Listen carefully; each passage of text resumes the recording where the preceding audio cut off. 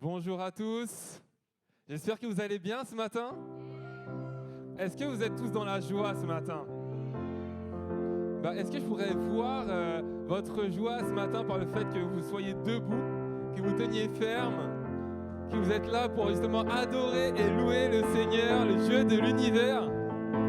Vous êtes prêts à le laisser rentrer ce matin ici dans ce lieu? On dirait pas, est-ce que vous êtes prêts à le laisser rentrer dans ce lieu?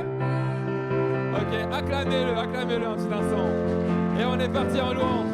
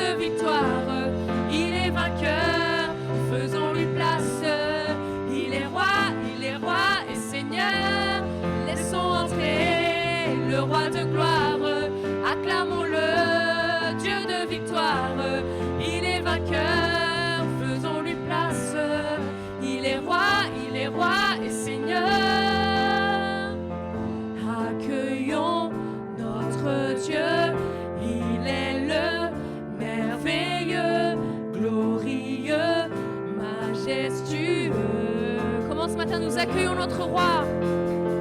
Accueillons notre Dieu. Il est le merveilleux, glorieux, majestueux. Accueillons, accueillons, accueillons notre Dieu. Il est le merveilleux, glorieux, majestueux.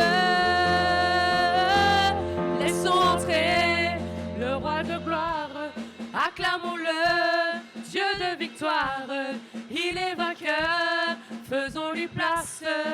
Il est roi et Seigneur, laissons entrer le roi de gloire.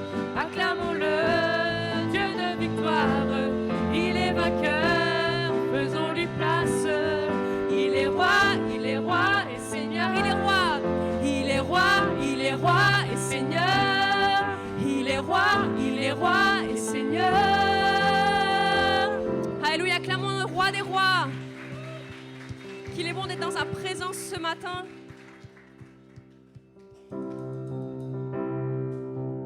Et de pouvoir juste lui parler. Amen. De pouvoir élever son nom en ce lieu. Chantons ensemble que ton nom résonne en ce lieu. Ton nom résonne en ce lieu. Que ton nom résonne en ce lieu. Jésus, que ton nom résonne en ce lieu. Que les murs tremblent.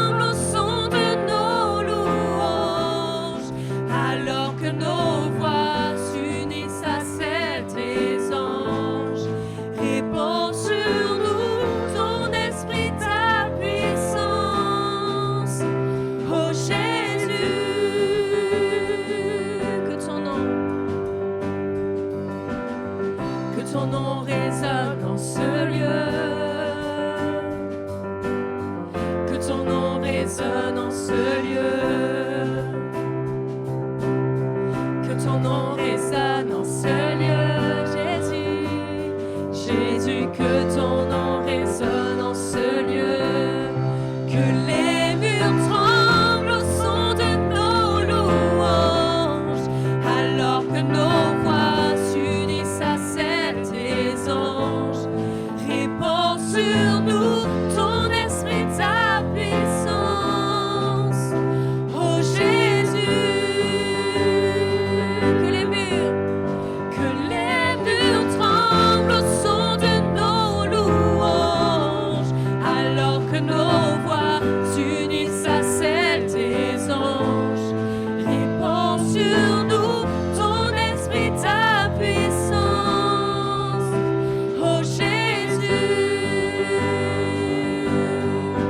Alléluia, nous allons chanter le pont de ce chant qui dit Jésus, nous chantons ton nom en ce lieu. Et ce chant parle de faire bouger des murs, de faire trembler des murs. Amen. Et parfois, vous savez, on a besoin, lorsqu'on se sent bloqué, lorsqu'on sent qu'il y a des murs autour de nous, juste de lever nos voix. Juste de lever nos voix, de chanter, de proclamer le nom de Jésus. Parce que c'est le nom au-dessus de tout nom qui est capable de venir nous secourir, qui est capable d'intervenir là où nous sommes et de faire trembler ces murs qui nous tiennent bloqués, de faire trembler ces murs qui nous limitent. Et ce matin, nous croyons que spirituellement, nous gagnons du terrain alors que nos voix s'élèvent. Alléluia. Jésus, nous chantons. Oui, Jésus, nous chantons ton nom en ce lieu. Oui, nous invoquons ton nom en ce lieu.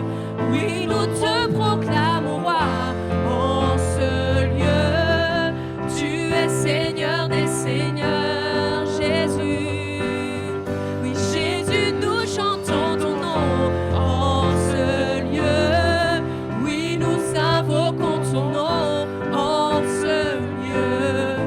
Oui, nous te proclamons roi en ce lieu. Tu es Seigneur des seigneurs, Jésus.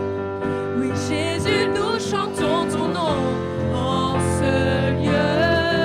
Oui, nous invoquons ton nom en ce lieu. Nous te proclamons roi, Seigneur Jésus. Tu es notre roi, tu es le Seigneur des seigneurs. Alléluia. Tu es Seigneur des seigneurs. Fais-nous trembler les murs ce matin. Que les murs tremblent au son de nos louanges, alors que nos voix s'unissent à celles des anges. Répands sur nous ton esprit, ta puissance. Oh Jésus, que les murs tremblent au son de nos louanges, alors que nos voix s'unissent à celles des anges. Répands sur nous ton esprit, ta puissance. Oh Jésus, Jésus, nous chantons. Et Jésus, nous chantons ton nom en ce lieu. Oui, nous invoquons ton nom en ce lieu. Oui, nous te proclamons roi en ce lieu. Tu es Seigneur des seigneurs. Oui, Jésus, nous chantons ton nom en ce lieu. Oui, nous invoquons ton nom en ce lieu. Oui, nous te proclamons roi en ce lieu. Tu es Seigneur des seigneurs. Alléluia, est-ce qu'on peut lever nos voix ce matin et juste proclamer qu'il est le roi des rois? Et qu'est-ce que ça veut dire pour chacun d'entre nous? Peut-être que c'est lui dire, Seigneur, je te donne ma vie. Je te donne juste toute ma vie. Règne dans ma vie. Règne sur moi, règne sur mon travail, sur ma famille. Juste soumettons-nous à lui ce matin. Alléluia, Jésus. Tu es le roi des rois. Tu es le roi des rois. Tu es celui que nous avons choisi de servir. Tu es notre maître, Seigneur. Ce matin, nous venons devant toi et nous levons ton nom haut. Nous invoquons le nom de Jésus parce que c'est le nom au-dessus de tout nom. Il n'y a pas d'autre nom au-dessus de toi. Et nous savons que lorsque nous proclamons ton nom, les ténèbres fuient devant nous. Nous savons que lorsque nous proclamons ton nom, tu es là, tu amènes la lumière là où nous sommes, Seigneur. Et ce matin, nous avons besoin de toi. Nous avons besoin de toi. Descends en ce lieu. Alléluia, descends en ce lieu. Roi des rois. Alléluia, Jésus. Tu es le roi des rois. Tu es le roi des rois, le Seigneur des seigneurs. Tu mérites toute notre louange ce matin. Tu mérites toute notre adoration ce matin. Tu mérites que chacun de nos regards se porte sur toi, Seigneur Jésus. Que chacune de nos décisions soit fondée sur toi et en toi, Seigneur. Tu es le roi des rois, le Seigneur des seigneurs. Seigneur, permets-nous que ce ne soit pas seulement des mots que nous déclarons, mais que ce soit des choses que nous vivons, Seigneur.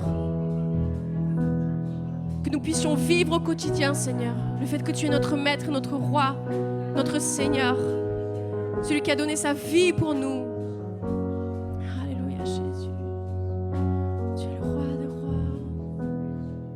Tu es le roi des rois. Tu es le roi des rois, Seigneur. Oh.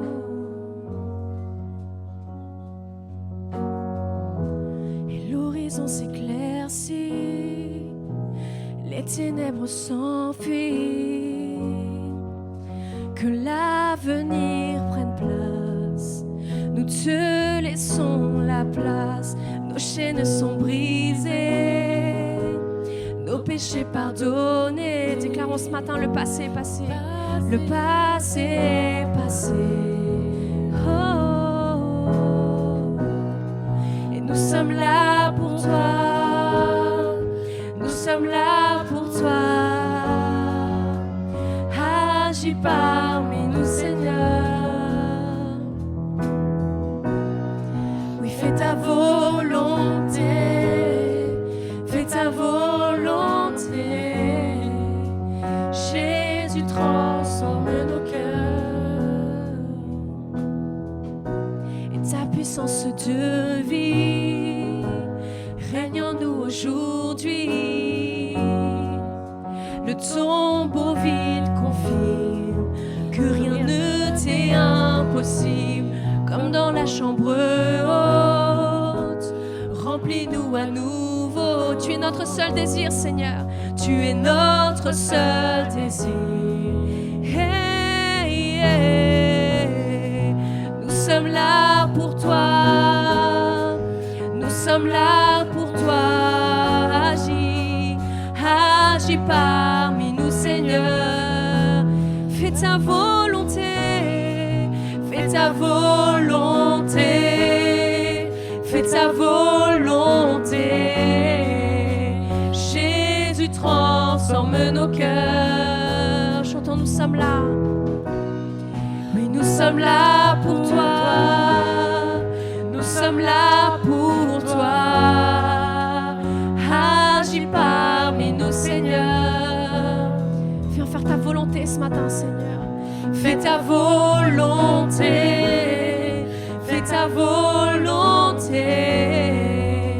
Jésus transforme nos cœurs. Transforme nos cœurs, Seigneur. Viens faire ta volonté, viens régner dans nos vies ce matin. Alléluia, Jésus. Déclarons tout pouvoir t'est donné. Et tout pouvoir t'est donné sur la terre et dans le ciel. Jésus, sois élevé, que la gloire te revienne. Tout pouvoir t'est donné sur la terre et dans le ciel. Jésus, sois élevé, que la gloire te revienne. Déclarons, tout pouvoir t'est donné sur la terre et dans le ciel. Jésus, sois élevé, que la gloire te revienne. Tout pouvoir t'est donné sur la terre et dans le ciel. Jésus, sois élevé, que la gloire te revienne. Jésus, que la gloire te revienne.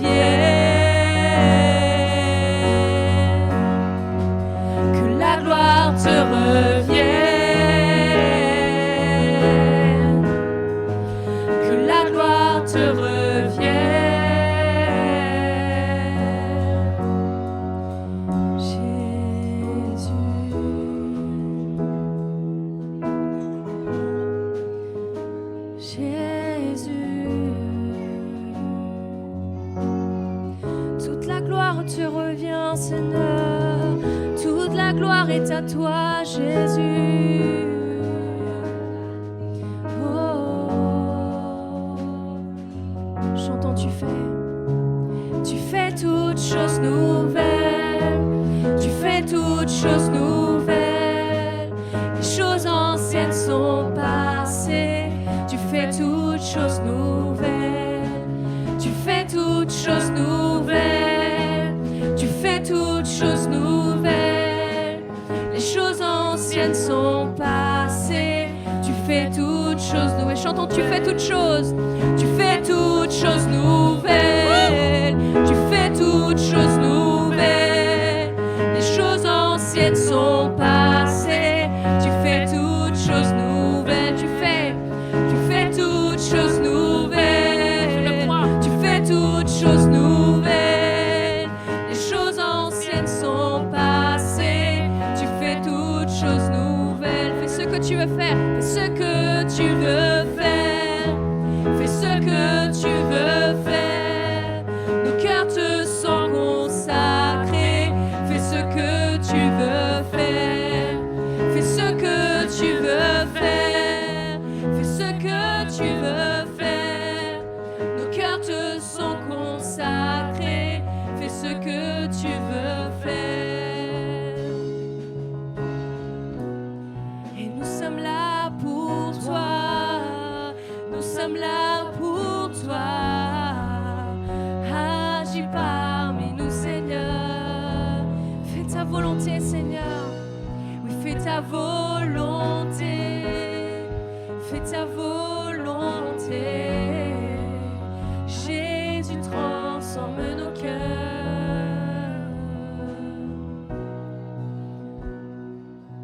Oh, Jésus. Fais ta volonté, Seigneur. Transforme nos cœurs à nouveau. Continue, ô Dieu, de faire ce que toi seul sais faire dans nos vies. Continue, Seigneur, de nous montrer, marque après marque, Seigneur, là où tu veux que nous allions, là où tu veux que nous marchions en ton nom. Je te prie, Seigneur, de nous diriger. Tu ne nous montres pas toutes les étapes,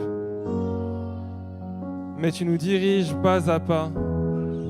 Et tu nous demandes de te faire confiance.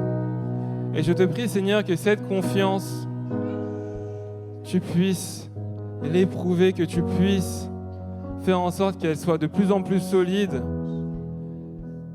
et qu'on puisse continuer à marcher sur le sentier que tu as tracé, sur ce chemin qui n'est pas large et spacieux, mais sur ce sentier bien délimité, Seigneur. Je te prie de continuer à nous diriger, à nous faire avancer, à pouvoir faire en sorte, Seigneur, que ton règne vienne sur cette terre, à faire ce que tu veux dans nos vies. Merci, Père, pour ta grâce infinie. Merci, Seigneur. Amen. Je vous prie de prendre place. On va passer à notre temps de Sainte Seine. Et pour ce temps de Sainte Seine, j'avais à cœur de vous partager un verset qui se trouve dans Colossiens, dans le chapitre 3. Il s'agit du verset 13. Donc Colossiens 3, 13. Je vais vous le lire. Il est écrit « Supportez-vous les uns les autres, et si l'un a sujet de se plaindre de l'autre, pardonnez-vous réciproquement. De même que Christ vous a pardonné, pardonnez-vous aussi. » Ce verset, il met vraiment la lumière sur le fait de bien vivre ensemble. De bien vivre ensemble, pourquoi ? Parce que c'est ensemble que nous devons nous supporter les uns les autres. Parce que c'est ensemble que nous devons aussi parfois faire preuve de pardon. Mais ce que j'ai découvert aussi au travers du pardon dernièrement, c'est que on peut aussi être en conflit interne avec soi-même. On peut aussi avoir du mal parfois à se supporter.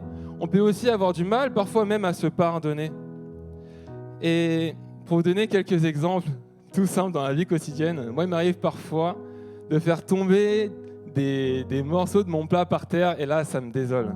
Et là je suis triste. Et là j'ai du mal à me supporter, vous voyez. Et puis, il peut arriver aussi parfois qu'on ait du mal à se pardonner lorsqu'on commet une faute grave. Mais notre Dieu, ce qu'il nous demande, c'est de pardonner. C'est de pouvoir nous supporter. Pouvoir supporter notre frère, notre sœur en Christ. Pouvoir pardonner notre frère ou notre sœur en Christ. Pouvoir nous supporter nous-mêmes et pouvoir aussi nous pardonner nous-mêmes. C'est ce qu'il nous demande. Mais il ne nous demande pas un pardon à la légère. Il ne nous demande pas un pardon léger, un pardon partiel. Il nous demande un pardon comme Christ. Il nous demande de pardonner comme Christ a pardonné. Et j'aimerais vous donner la définition du pardon parce que justement dernièrement, je m'étais pris à regarder cette définition en me disant mais en fait le pardon qu'est-ce que c'est? Parce qu'à chaque fois j'en entends parler, à chaque fois c'est vrai que j'ai ma conception du pardon, mais j'ai jamais regardé en fait la définition du pardon même. Et donc je me suis dit tiens, je vais regarder cette définition. Et je vais vous donner la définition maintenant. Il nous dit que le pardon, c'est l'action de tenir pour non avenue une faute, une offense, de ne pas en tenir rigueur au coupable et de ne pas lui en garder de ressentiment. Autrement dit, le pardon, c'est comme si l'acte qui avait été fait avait été annulé, comme s'il n'avait jamais existé. Et en lisant cette définition, je suis vraiment pris comme une baffe en me disant non mais c'est ça en fait le pardon. C'est ça ce que Dieu m'a donné en fait pour ma vie. C'est ça ce que Dieu veut pour chacun d'entre nous. Et quand j'ai lu cette définition, c'est comme si mes yeux s'étaient ouverts par rapport au pardon que Dieu m'avait donné à moi pour ma vie. Et c'était comme un rafraîchissement, c'était trop cool. Et j'aimerais justement vous partager un verset en rapport avec ce pardon. Ce pardon qui fait que notre acte a été effacé. Il se trouve dans Colossiens chapitre 2, verset 14, et il est écrit dans ce verset, il a effacé l'acte dont les ordonnances nous condamnaient et qui subsistait contre nous. Il l'a détruit en le clouant à la croix. Et c'est ce que nous célébrons justement aujourd'hui par cette Sainte Seine, par ce corps qui a été meurtri à la croix, par ce sang qui a coulé pour notre purification, pour le pardon de tout péché. Nous remercions notre Christ justement pour cet acte que nous symbolisons aujourd'hui au travers de ces symboles qui vont vous être distribués. Et j'aimerais, pour que ce soit encore plus clair, vous partager une petite illustration. J'avais regardé récemment une vidéo où il y a un gars sur Instagram qui a donné, on va dire, la conception du pardon au travers comme une scène de théâtre. Et justement, il illustrait ça avec lui-même qui disait tiens, Jésus, je viens te voir aujourd'hui, je te demande pardon parce que, tu sais, j'ai volé de la nourriture dans un supermarché. Et là, du coup, il illustre Jésus en train de sortir son stylo et en train de noter sur une feuille, ok, du coup, tu as volé dans un supermarché. Et puis ensuite, il déchire cette feuille de papier dans ce cahier, il l'écrase et puis il la jette au loin. Et du coup, ce personnage qui vient vers Jésus pour le pardon par rapport à ce vol dans un supermarché, lui demande, mais qu'est-ce que tu viens de faire? Pourquoi est-ce que tu as lancé ce papier au loin? Et là, Jésus lui répond, ah, c'est sans doute, j'ai jeté dans la mer de l'oubli ou quelque chose comme ça. Et ensuite, cette même personne redemande à Jésus, du coup, est-ce que j'ai été pardonné pour mon péché? Est-ce que j'ai été pardonné pour le vol que j'ai commis? Et là, il y a Jésus qui fait, de quoi tu me parles? De quel vol? Et du coup, il fait, bah, tu sais, le vol que j'ai fait dans le supermarché. Et du coup, Jésus, il est là, il redégaine son stylo, il fait, du coup, le vol dans le supermarché, d'accord? Ensuite, il redéchire cette feuille, il l'écrase à nouveau et il la jette au loin. Et à nouveau, la personne demande, du coup, Jésus, j'ai été pardonné? Et Jésus, il fait, bah, pardonné pourquoi? Bah, pour le vol dans le supermarché. Et là, Jésus lui dit, il sort encore une fois, de nouveau ce stylo, et il écrit une nouvelle fois justement sur ce papier, le vol sur le supermarché, d'accord? Il écrase cette feuille, il la déchire et il la jette au loin. Et dans cet exemple, on peut parfois s'y associer, à se dire qu'à chaque fois on vient vers Jésus avec la même demande, mais il t'a déjà pardonné. Et lorsqu'il a pardonné, comme ce verset nous l'a très bien dit, l'acte a été cloué et détruit à la croix. Il n'existe plus désormais. Cet acte a été annulé. C'est comme s'il n'avait jamais existé. Cette mention, bien évidemment, nulle et non avenue, vous voyez, ça n'a jamais existé. Cet acte a été annulé. J'aimerais qu'on puisse partager justement la Sainte Seine ensemble. Si j'ai des... Ah, super, merci Lina. Ah, t'es au taquet. Avant ça, qu'on puisse se lever et prier ensemble, justement, le remercier pour ce qu'il a fait pour nous. Donc n'hésitez pas à élever la voix et faire part à Dieu de tout ce que vous avez sur le cœur maintenant. Jésus, je te remercie vraiment pour cet acte que tu as accompli sur la croix, pour le fait d'avoir pris tout ce qui t'offensait alors que nous te le confessions et de l'avoir cloué et détruit sur la croix. Merci Seigneur de t'être chargé sur la croix de tout notre péché et d'avoir décidé de le détruire par ta mort et par ta résurrection, de nous avoir donné cette vie qui abonde en toi. Je te remercie Seigneur d'avoir tracé ce chemin, de nous avoir donné ta vérité Seigneur et cette vie. Merci Seigneur pour ton corps et pour ton sang qui a coulé par ma faute, à cause de mon péché. Et je te remercie de m'avoir pardonné, purifié Seigneur de toute iniquité. Merci ô Dieu. Merci pour la vie que tu donnes et que tu donnes sans cesse, que tu donnes avec un amour qui nous dépasse. Je te prie de nous aider Seigneur, car tu nous dis dans ce passage aussi de pardonner aux autres comme tu nous as pardonné. Et cela, nous pouvons le faire sans toi. Je te prie, Seigneur, de nous donner une dose d'amour qui nous dépasse, qui nous permet de pardonner aux autres, qui nous permet de supporter les autres, qui nous permet tout simplement de leur faire part de ton amour, de l'amour que tu nous as donné au travers de cette croix et au travers de toute ta vie que tu as faite sur terre, que tu as vécu. Merci, ô Dieu, pour ton sacrifice. Merci pour cet amour. Partageons ensemble.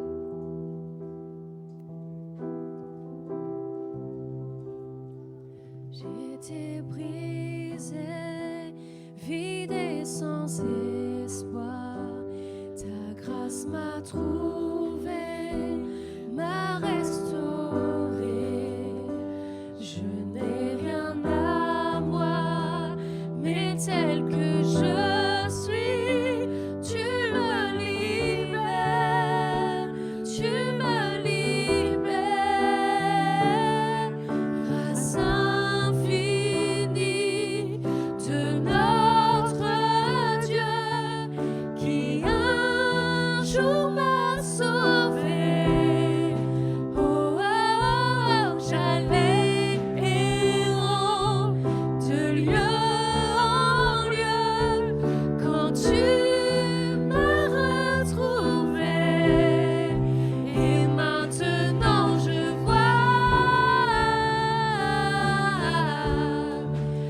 vois l'amour, la grâce dans tes yeux, donnant ta vie pour moi, me ramenant de la mort à la vie.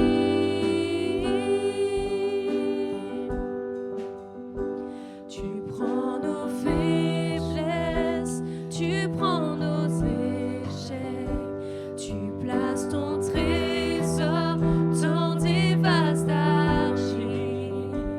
Oh, prends mon cœur, Père, je veux te servir pour que tout soit ta vie en moi. Grâce infinie de notre Dieu qui un jour m'a sauvée. Oh, oh, oh, j'allais errant de lieu en lieu quand tu m'as retrouvée. Et maintenant je vois l'amour, la grâce dans tes yeux, donnant ta vie pour moi,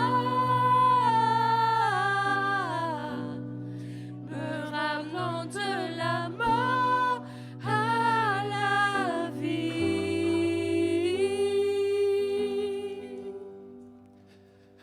Amen. Est-ce qu'on peut juste remercier notre équipe de louanges?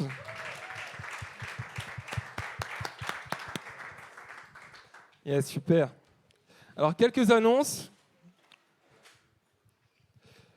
Il faut savoir que le 6 octobre, nous aurons notre soirée louange et prière avec un orateur particulier du nom de Bill Lewis. Donc venez nombreux, ça va être super. On va vivre un moment particulier dans la présence de Dieu, dans cette louange. Et je vous invite juste à participer. C'est à chaque fois incroyable lorsque je viens. Moi, je viens en général juste après le travail et tout. Je me pose, je mange un petit truc. Et ensuite, après, je viens tout fait, tout flamme. Et c'est toujours un moment excellent qu'on passe. Donc je vous invite vraiment à venir le 6 octobre. Pour ceux qui n'ont pas de Connect Group, normalement, on a une fiche à l'arrière au niveau de l'accueil. Vous confirmez l'accueil ? L'accueil. Il y a bien une fiche, il y a bien une maquette qui a été faite avec tous les Connect Group. Donc si vous n'en avez pas encore un, allez-y à la fin du culte et trouvez le Connect qui vous convient le plus. Je vous rappelle aussi que nous aurons prochainement les étapes 1 et 3. La première partie qui se tiendra le 9 octobre et la deuxième partie qui se tiendra le 16 octobre à partir de 20h30 sur Zoom. Donc pour vous inscrire, n'hésitez pas. Je pense que ça se fait sur l'adresse mail de l'église ou à l'accueil. Donc soit adresse mail de l'église, soit à l'accueil à la fin du culte. Et du coup, Pascal, est-ce que tu pourrais venir pour une annonce particulière ? Oui, c'est une annonce, on va dire, j'aimerais vraiment attirer votre attention sur notre voisinage. En fait, il y a un voisin, ça fait déjà 2 fois qu'il est venu se plaindre. Et alors, la réalité, c'est qu'on vit dans un quartier pavillonnaire et nous, on est là quand les gens ils se reposent. Donc forcément, déjà, on est une nuisance de base. Mais là, il y a toujours des gens garés là-bas au fond et c'est pas possible. C'est pas possible qu'on soit à moitié témoignage. Il peut pas sortir de chez lui.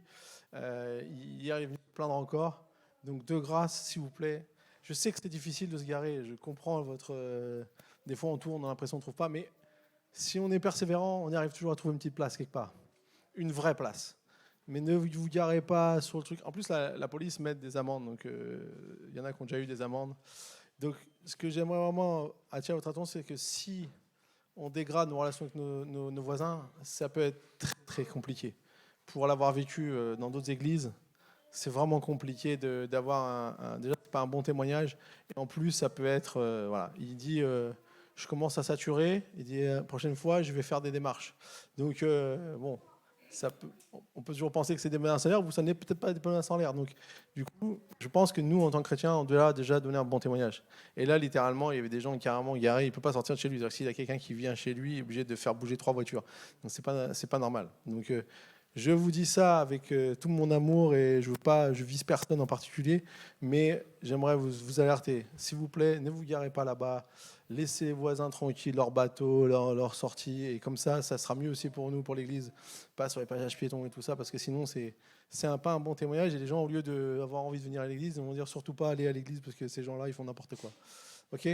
Je vous fais un petit message de la part du pasteur, mais je pense que c'était nécessaire, parce que j'ai pas envie qu'on dégrade nos relations avec nos voisins. Amen ? Merci pour votre écoute. Merci Pascal. Vous avez entendu ? Il nous supporte encore. C'est bon. Il nous supporte encore.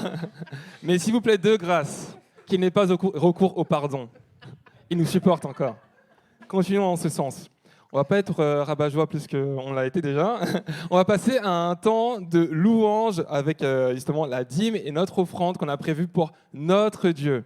Un dernier temps en chanson. Ah, vous êtes tous tristes là maintenant. Non. Allez, tout le monde debout.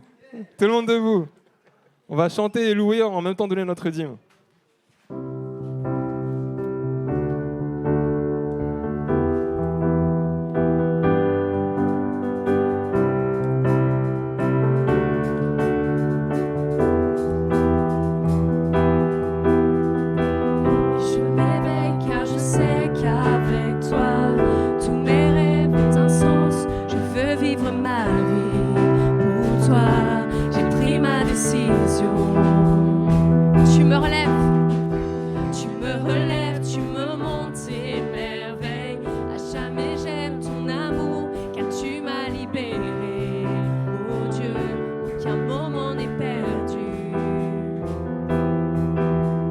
Vois le soleil percer les ténèbres.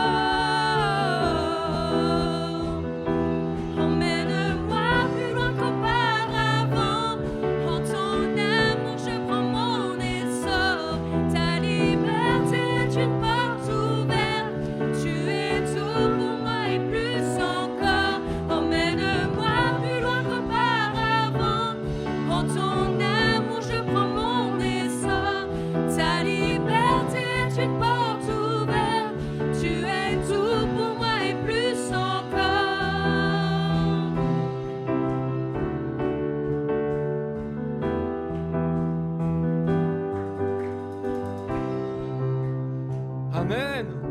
Gloire à Dieu. On peut le remercier pour notre équipe de louanges. On peut le remercier pour ce qu'il a déjà fait et pour ce qu'il va faire encore au travers de notre orateur du jour, Pascal Pfister. S'il vous plaît, applaudissez-le, applaudissez-le. Merci, merci. Je suis encore aimé dans cette maison, c'est bien.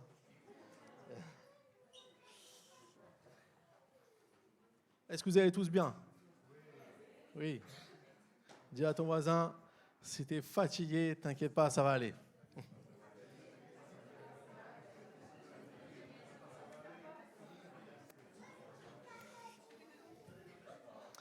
Ah, alléluia, il y en a qui ne sont pas fatigués, très bien. Alors, vous savez que normalement quand on fait la vision, le culte de vision, ensuite j'aime bien commencer avec une série de messages qui enchaînent sur ce qu'on a vu pour qu'on puisse vraiment se saisir pleinement de ce que Dieu veut. Mais j'avoue que cette fois-ci, j'avais pas une idée concrète et je pense que c'est un peu ce que Dieu essaie de faire. Des fois, Dieu nous chamboule dans notre quotidien, dans nos habitudes, parce qu'il veut nous faire découvrir autre chose. Et du coup, on aura quand même une sorte de petite série, mais j'aimerais vraiment parler dans les semaines qui viennent. Alors, on aura pas mal d'invités. On aura 2 invités au mois d'octobre. Il y aura Bill Lewis qui sera là, pas que vendredi, qui sera là aussi dimanche prochain. Donc, venez vendredi, mais venez aussi dimanche. Et puis surtout, on aura une jeune femme de 34 ans qui est évangéliste, qui parcourt le monde entier, qui vient d'Australie et qui vraiment va dans des endroits où il y a énormément de personnes, elle fait des tournées partout. Et on l'a rencontrée à Amsterdam au mois de juin et elle a vraiment eu à cœur de venir. Il faut dire que moi, je l'ai connue, elle était toute jeune. En fait, elle se rappelle de moi je me rappelle d'elle parce que c'était une conférence, il y avait plein de jeunes. Et elle se rappelle de moi parce qu'on m'avait fait faire des trucs sur l'estrade et tout ça. Et puis, du coup, elle se souvient de moi. Et en fait, maintenant, elle a vraiment un cœur pour évangéliser le monde. Et elle est vraiment extraordinaire. Donc, elle sera avec nous le 22 octobre. Donc ça, c'est super. On a des orateurs. Donc, entre deux, on aura aussi d'autres orateurs de la maison.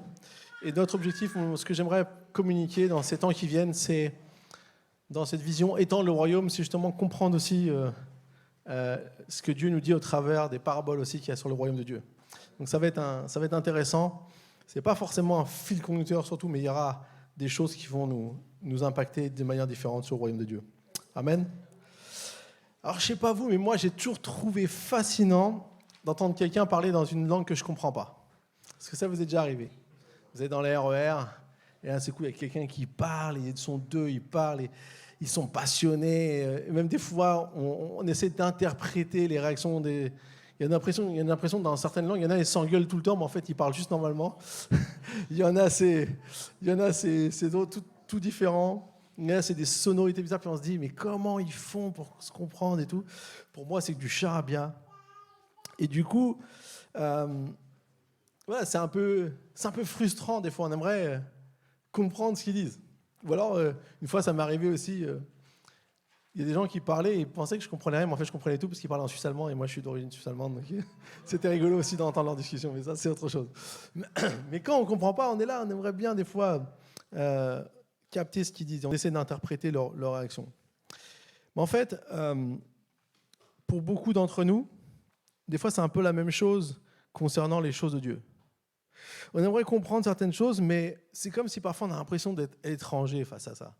On ne capte pas vraiment ce que Dieu est en train de faire, ce que Dieu est en train de faire, ou peut-être ce que certaines personnes vivent et nous, on vit.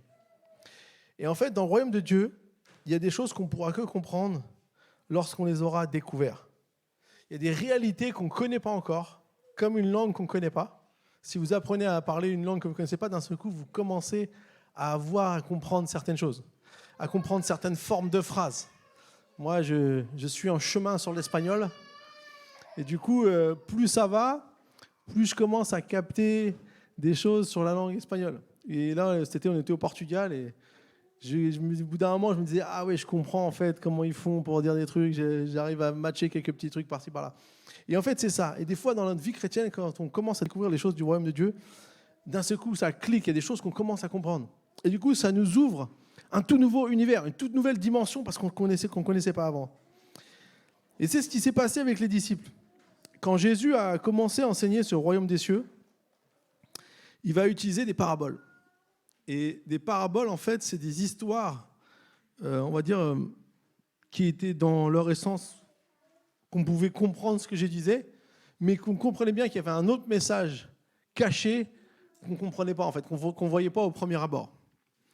Et du coup, Jésus va raconter à un moment donné la première parabole qu'on trouve dans l'évangile de Matthieu, c'est la parabole du semeur. Est-ce que vous connaissez la parabole du semeur? Si vous ne connaissez pas, vous inquiétez pas, aujourd'hui on va la raconter, il n'y a pas de problème. Mais si on connaît, généralement elle est connue cette parabole parce qu'en fait, c'est une des paraboles aussi que Jésus va donner et après, il va parler à ses disciples, on va voir ça un instant, puis il va donner l'explication. Et en fait, cette parabole, en vérité, elle était très simple et accessible à tous. Pourquoi ? Parce qu'en fait, Jésus prend une histoire de la vie de tous les jours. Il prend une histoire de semer dans son sang, de semer dans son champ, pardon. Je l'ai fait à l'envers. Mais du coup, nous aujourd'hui, on n'est pas tous en train d'aller semer dans les champs. Peut-être nos grands-pères faisaient un peu ça dans leur petit jardin, ou des passionnés de jardinage qui sont encore là, je vois des fois sur certaines parcelles ici, les petites parcelles de terre qu'on a, et des gens, ils ont des champs, ils louent des terrains pour avoir un petit champ, un petit jardin, et pouvoir planter leurs fruits et leurs légumes. Mais à l'époque, c'était ce qui nous permettait de survivre, de subvenir à nos besoins. Donc du coup, tout le monde faisait un peu ça. Et du coup, quand Jésus prend cette parabole, eh bien, il va parler des quand je sème, ce qui se passe avec les graines. Alors, il y en a qui tombent le long du chemin, il y en a qui tombent dans des endroits pierreux, il y en a qui tombent dans des épines, et il y en a qui tombent dans la bonne terre. Alors dans les 3 premiers, la semence est perdue. Soit les oiseaux viennent le voler, soit il n'y a pas assez de terre, donc dès que ça commence à monter avec le soleil, ça fane, ou alors il y a des épines, donc du coup ça étouffe, et donc la récolte ne peut pas avoir lieu. Et par contre, quand ça tombe dans la bonne terre, eh bien, on voit qu'elle produit du fruit. Une fois que Jésus a raconté ça à tout le monde savait de quoi il parlait parce que, en fait, c'est ce qui leur arrive. Ça arrive que des graines tombent à côté, ça arrive que des graines tombent dans les endroits pierreux, ça arrive que des graines tombent parmi les épines, mais heureusement, il y en a qui sont dans la bonne terre. Donc ça, c'était compréhensible. Mais en fait, personne n'a vraiment compris ce que Jésus voulait réellement dire. Et même les disciples. C'est pourquoi je vous invite à prendre notre texte de référence aujourd'hui, dans Matthieu 13, à partir du verset 10 jusqu'au verset 17. Et on va voir justement ce que Jésus dit ici. Les disciples s'approchèrent et lui dirent « Pourquoi leur parles-tu en parabole ?» Jésus répondit « Parce qu'il vous a été donné à vous de connaître les mystères du royaume des cieux, mais qu'à eux, ce n'en a pas été donné. En effet, on donnera à celui qui a et il sera dans l'abondance. Mais à celui qui n'a pas, on enlèvera même ce qu'il a. C'est pourquoi je leur parle en parabole. Parce qu'en voyant, ils ne voient pas. Qu'en entendant, ils n'entendent pas et ne comprennent pas. Pour eux s'accomplit cette prophétie d'Ésaïe. Vous aurez beau entendre, vous ne comprendrez pas. Vous aurez beau regarder, vous ne verrez pas. En effet, le cœur de ce peuple est devenu insensible.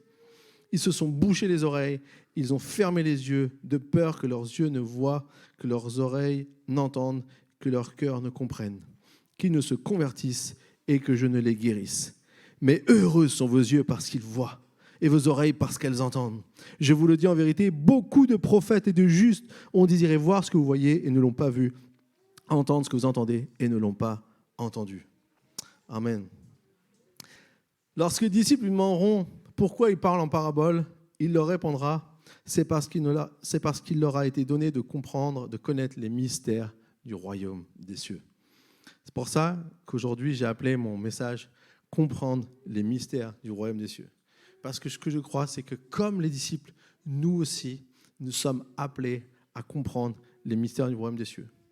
En fait, c'est comme si, dans le royaume des cieux, vous voyez, quand on vient à Christ, il y a énormément de choses qui existent, il y a une dimension qui existe.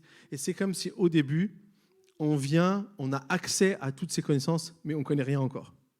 Et donc, du coup, le but, c'est que dans notre marche avec Jésus-Christ, c'est de pouvoir commencer à découvrir et comprendre beaucoup de choses qui se passent dans le royaume des cieux.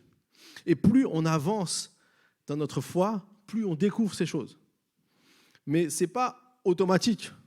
C'est quelque chose qui se produit au travers de notre ouverture, de notre décision d'avancer, de notre décision de pouvoir découvrir. Alors, dans un premier temps, j'aimerais définir ce que Jésus veut dire par mystère du royaume des cieux. En fait, Jésus ne dit pas que c'est quelque chose de mystérieux ou difficilement compréhensible. L'évangile, les choses de Dieu ne sont jamais compliquées.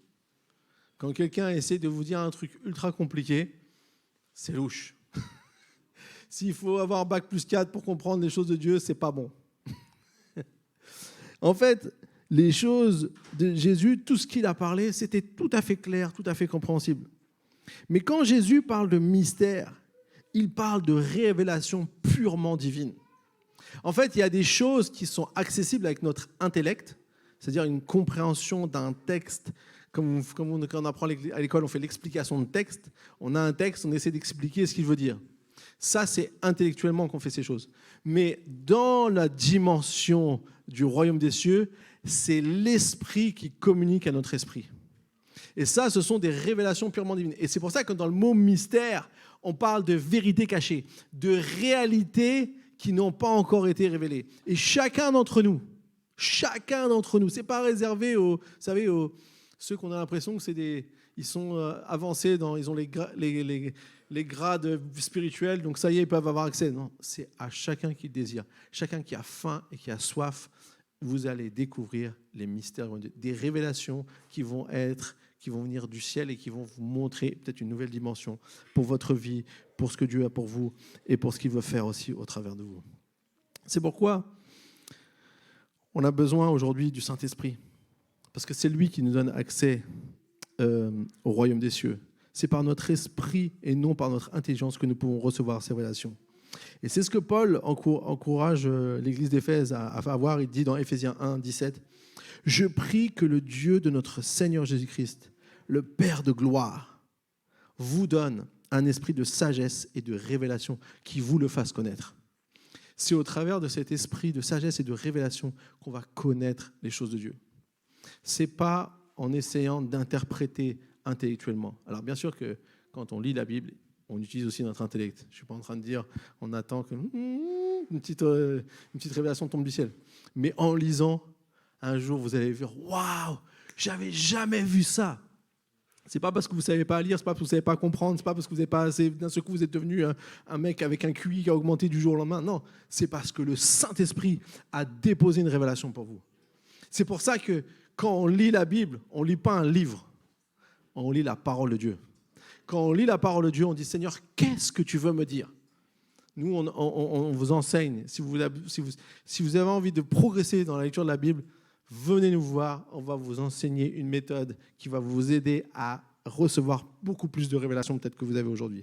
Ça s'appelle la méthode voir. Et on est tout à fait prêt. Il y a plein de gens qui peuvent l'enseigner. On se fera un plaisir de le faire. Et dans l'étape 2, on explique aussi bien comment justement on peut lire la Bible.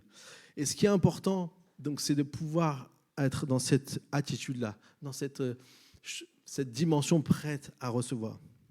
Alors, la grande question pour nous aujourd'hui, c'est comment pouvons-nous, d'une certaine manière, appliquer ces choses ? Comment on peut comprendre les mystères du royaume des cieux ? Et dans son discours, je crois que Jésus, il va nous donner 3 dispositions ou 3 choses importantes que nous devons faire pour justement être prêts à comprendre les mystères du royaume des cieux. Dans le texte qu'on a lu, je crois que Jésus, vraiment, il nous donne pas des secrets, mais des clés importantes pour pouvoir avoir cette disposition de cœur et de pouvoir justement être prêt à laisser le Saint-Esprit nous communiquer ces révélations. Lorsqu'on a commencé à lire, Jésus dit à ses disciples qu'il leur a été de connaître les mystères du royaume des cieux, mais non pas à ceux qui parlaient. En fait, il parlait à tout le monde, il dit, mais à vous, il vous a été donné de connaître les mystères du royaume des cieux, en gros, pas aux autres. Et il dit même, en effet, on donnera à celui qui a, et il sera dans l'abondance, mais à celui qui n'a pas, on enlèvera même ce qu'il a. Alors là, Jésus, il est dur, Jésus. Quand on lit ça, on se dit, non, ça c'est pas Jésus, ça. Comment tu peux dire ça à Jésus ? Je suis sûr qu'il y en a qui l'ont critiqué. Ça arrive toujours. Non, mais en fait, pourquoi Jésus dit ça? Jésus n'a pas envie d'enlever à ceux qui n'ont pas grand-chose. Mais c'est plutôt un principe biblique. Il faut que je valorise ce que j'ai. Il faut que je comprenne que ce que j'ai, c'est peut-être plus que ce que je crois avoir. Ou peut-être parfois, comme il nous est dit dans Luc 8, 17, 18, c'est à peu près le même passage, mais dans l'évangile de Luc, il dit « Il y a en effet rien de caché qui ne doive être mis en lumière, rien de secret qui ne doive être connu ou mis à jour. Faites donc bien attention à la manière dont vous écoutez, car on donnera à celui qui a, mais celui qui n'a pas, on enlèvera même ce qu'il croit avoir. » Et cette petite nuance, elle est intéressante. Vous savez, Luc, c'était le docteur, c'était les détails. Il ne donne pas juste brut la parole, il nous donne avec le petit détail qui fait toute la différence. En fait, ici, la différence, c'est que parfois, on pense avoir des choses, ou on vit sur certaines choses qu'on a peut-être cru que ça y est, on a obtenu tout ce qu'on voulait, alors qu'en fait, non. Et le peuple ici, en fait, il pensait connaître Dieu avec la loi de Moïse et toutes les choses. Mais en fait, ils ne connaissaient pas ce que Dieu vraiment voulait faire. Ils ne savaient pas la révélation du mystère du royaume des cieux. Parce que pour eux, lorsque le Messie allait venir, il allait prendre le pouvoir politique. Et ils s'attendaient à quelqu'un qui va renverser l'ennemi romain. Mais en fait, ils ne savaient pas, ils ne connaissaient pas, ils étaient ignorants par rapport à la dimension du royaume des cieux, de ce que Dieu était en train de venir mettre sur la terre. Que ce qui était dans le ciel, la façon de régner dans le ciel allait maintenant venir sur la terre. Et Clément nous a partagé tout à l'heure une chose importante, c'est le pardon. Dieu est venu nous pardonner. Jésus est venu pour nous pardonner en prenant sur lui toutes nos fautes. Et ça, c'est ce qu'eux, ils ne pouvaient pas comprendre. Pour eux, c'était œil pour œil, dent pour dent. Tu as fait un péché, punition. Et donc, du coup, ils ne pouvaient pas saisir cette dimension-là. Mais ce qui est important, quand j'ai dit ça, il dit, en fait, apprenons à valoriser et à faire fructifier ce que nous avons. Apprenons à comprendre que peut-être les choses que nous avons reçues, les révélations que nous avons déjà été données, eh bien, c'est important de pouvoir les faire fructifier, être capable de connaître et comprendre, pour être capable de comprendre les mystères du royaume des cieux. Beaucoup d'entre nous, parfois, ont peine à avancer, à grandir dans la marche avec Dieu, parce qu'on ignore trop de choses. Moi, je vous dis, je fais une confidence. Dieu, il y a 2 ans, m'a ouvert une dimension que je ne connaissais pas sur sa puissance quand je priais. Et en fait, je me suis dit, dans mes pratiquement 10 premières années où j'étais pasteur, j'étais ignorant. Je priais pour des gens de tout mon cœur. Je pensais donner le meilleur. Je n'étais pas en train de me dire, ouais, je m'en fous. Mais en fait, je réalise qu'il y a toute une dimension que je ne connaissais pas. Et du coup, Dieu m'a fait chambouler peut-être aussi des façons de penser que j'avais avant. Parce qu'il veut me faire découvrir de nouvelles choses. Et du coup, c'est important pour nous si on ne fait pas parfois comme une difficulté sur notre chemin, sur notre route, peut-être qu'il y a des mystères, des révélations divines que Dieu veut nous donner et qu'on ne connaît pas encore. Pour ça, valorise ce que tu as. Valorise ta relation avec le Saint-Esprit. En fait, comment je manifeste concrètement le fait de valoriser ce que j'ai ? Eh bien, c'est un des moyens les plus importants, c'est l'habitude, l'exercice et la répétition. Lorsque j'ai des bonnes habitudes, je vais faire grandir mes capacités dans ces domaines. Par exemple, si je fais régulièrement du sport, je vais, avec le temps, devenir beaucoup plus capable de faire ce que je suis en train de faire. Si je m'entraîne à faire la musique, je vais pouvoir jouer bien mieux de mon instrument. Si je passe plus de temps avec Dieu, je vais l'entendre beaucoup plus que maintenant. Mais le contraire, c'est vrai aussi. Moins je m'entraîne, moins je passe du temps, moins je répète, moins je serai capable. Du coup, c'est important pour nous de dire, OK, si j'ai envie de comprendre les mystères du royaume des cieux, il faut que je me place dans cette position. Il faut que je valorise que j'ai une relation avec le Saint-Esprit, celui qui est le cadeau de Dieu pour nous aujourd'hui, pour nous faire découvrir les choses qu'il a pour nous. C'est comme si tu as un énorme cadeau et tu ne l'ouvres pas. Tu le regardes, tu te dis, ah, j'ai un cadeau. Tu es content, tu as un cadeau. Mais tu ne sais pas ce qu'il y a dedans. Tu ne connais pas les choses que Dieu a pour toi. Et c'est ça que le Saint-Esprit veut nous challenger, veut nous booster peut-être. Vous savez, un exemple parfait, c'est la parabole des talents. Le maître s'en va, il donne des talents. Et il y en a deux, tout de suite, ils font fructifier ce qu'ils ont. Et il y en a un, il ne fait rien. Et qu'est-ce qui se passe au final? On lui prend ce qu'il avait et on le donne à un autre. C'est ce que Jésus voulait dire. Si tu ne comprends pas que tu as quelque chose de plus, ce que tu crois même avoir ou ce que tu penses même avoir, ça sera parti, il n'y aura plus rien en fait. Et ce n'est pas seulement que Jésus est méchant et te l'enlève, c'est qu'en fait, ça n'apportera rien. Tu peux rester bébé spirituel. Paul le dit, vous en êtes encore au lait spirituel. Pourquoi vous devrez être capable de comprendre beaucoup plus de choses? Pourquoi vous êtes resté là? Parce qu'en fait, on n'a pas valorisé ce qu'on avait reçu. On n'a pas fait fructifier ce qu'on avait reçu. Si tu veux comprendre et découvrir le mystère du royaume des cieux, valorise l'Esprit Saint en toi. Alors j'ai une question pour vous, pour moi aussi, pour nous. Quelles sont nos habitudes? Avons-nous besoin de redéfinir certaines priorités? Est-ce qu'on a soif de plus? Est-ce qu'on se contente de peu? Ne pensons pas que c'est suffisant, parce qu'on passera à côté de beaucoup de bonnes choses que Dieu veut nous montrer, que Dieu veut nous donner, que Dieu veut nous révéler. Je suis persuadé qu'on vive une époque, les amis, où les signes des actes des apôtres, ce n'est pas seulement des pasteurs qui vont faire ça, c'est tout le monde. On est envoyés par Dieu dans le monde. Qu'est-ce que va dire Jésus avant de partir? Il dira à ses disciples, comme le Père m'a envoyé, moi je vous envoie. Et il a dit ça à ses 12 disciples, mais ils étaient déjà 120 à Pentecôte.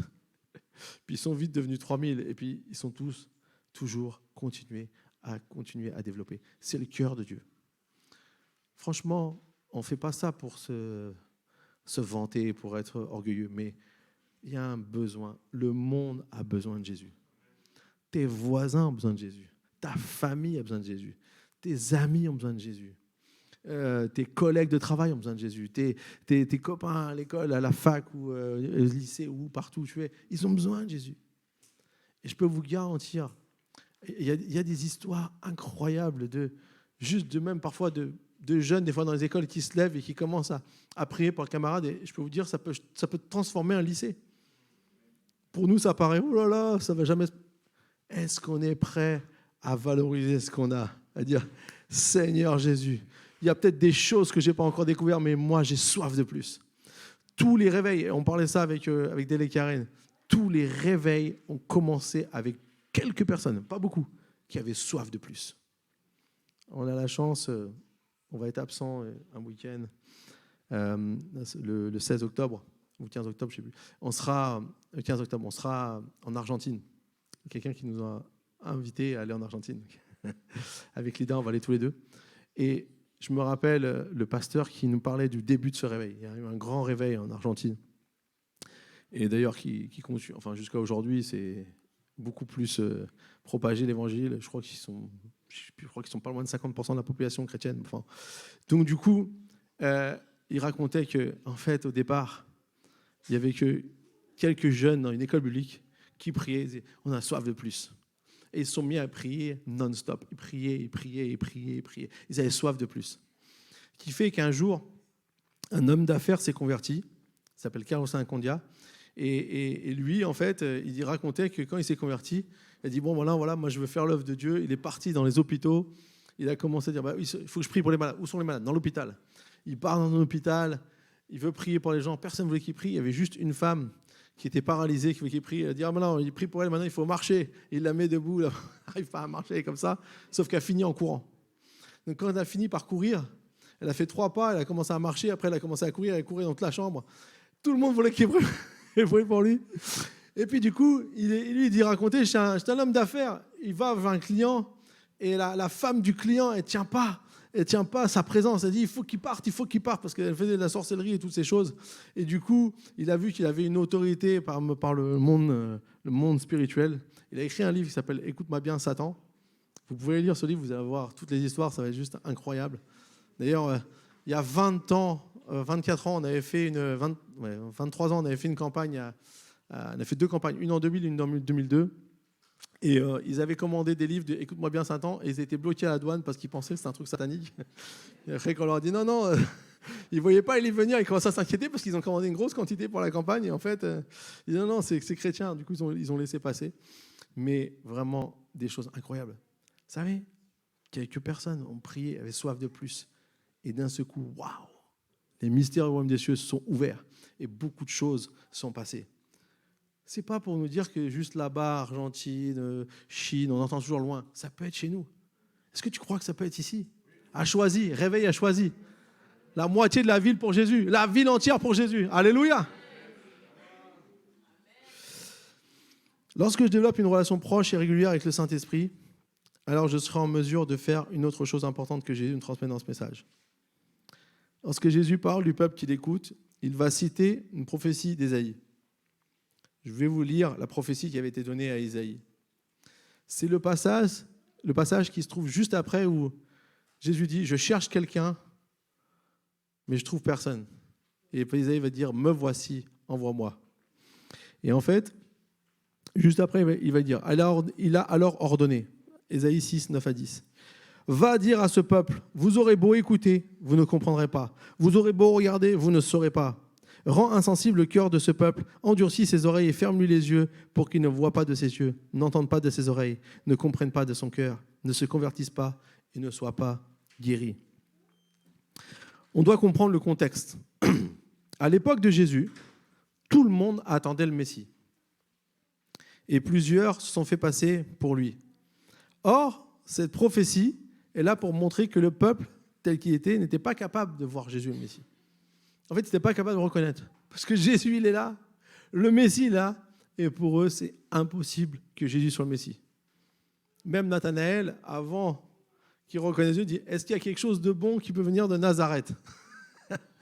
Même lui, il dit « Mais c'est de là-bas, non, laisse tomber. » Et en fait, c'est ça qui se passe. C'est que on voit ici que ce peuple-là, il était coupé, il n'était pas capable de pouvoir comprendre les choses parce qu'ils sont restés dans une forme de religiosité et ils ont perdu la connexion en fait que Dieu voulait avoir avec eux. On a vu il y a quelque temps que la première personne à qui Jésus a déclaré qu'il était le Messie, c'était une femme samaritaine. En gros, c'était une qui n'aurait jamais dû recevoir cette révélation et c'est à elle la première fois que Jésus va le déclarer. Donc pour recevoir les mystères du royaume de Dieu, je dois faire une chose, garder mon cœur sensible. Le peuple était devenu insensible. Quand je suis insensible, je ne serai pas capable de comprendre et de reconnaître les mystères du royaume des cieux. En fait, ma sensibilité, ce qui est là, ce qui est dans mon cœur, qui me permet de pouvoir voir les choses que Dieu fait, de pouvoir comprendre ce que Dieu veut faire. Je peux vous dire, quand Dieu agit, très souvent, moi je l'ai vu dans ma vie, c'est pas du tout comme j'avais imaginé. Et du coup, je suis peut-être méfiant au premier abord. Je me méfie. Vous savez, nous, en France, parfois dans les églises, on a trop de gens qui sont à cheval sur toute la doctrine, qui tirent sur tout ce qui n'est pas, selon eux, juste, et qui, du coup, passent à côté de beaucoup de choses. Passent à côté des réalités de ce que Dieu fait. Je ne dis pas que Dieu est contraire à la bonne doctrine, nous, on veut avoir une bonne chose, mais il faut faire attention que ça ne devienne pas la religiosité et de l'insensibilité à ce que Dieu veut faire. Parfois, Dieu veut chambouler. Je prends un petit coup d'eau.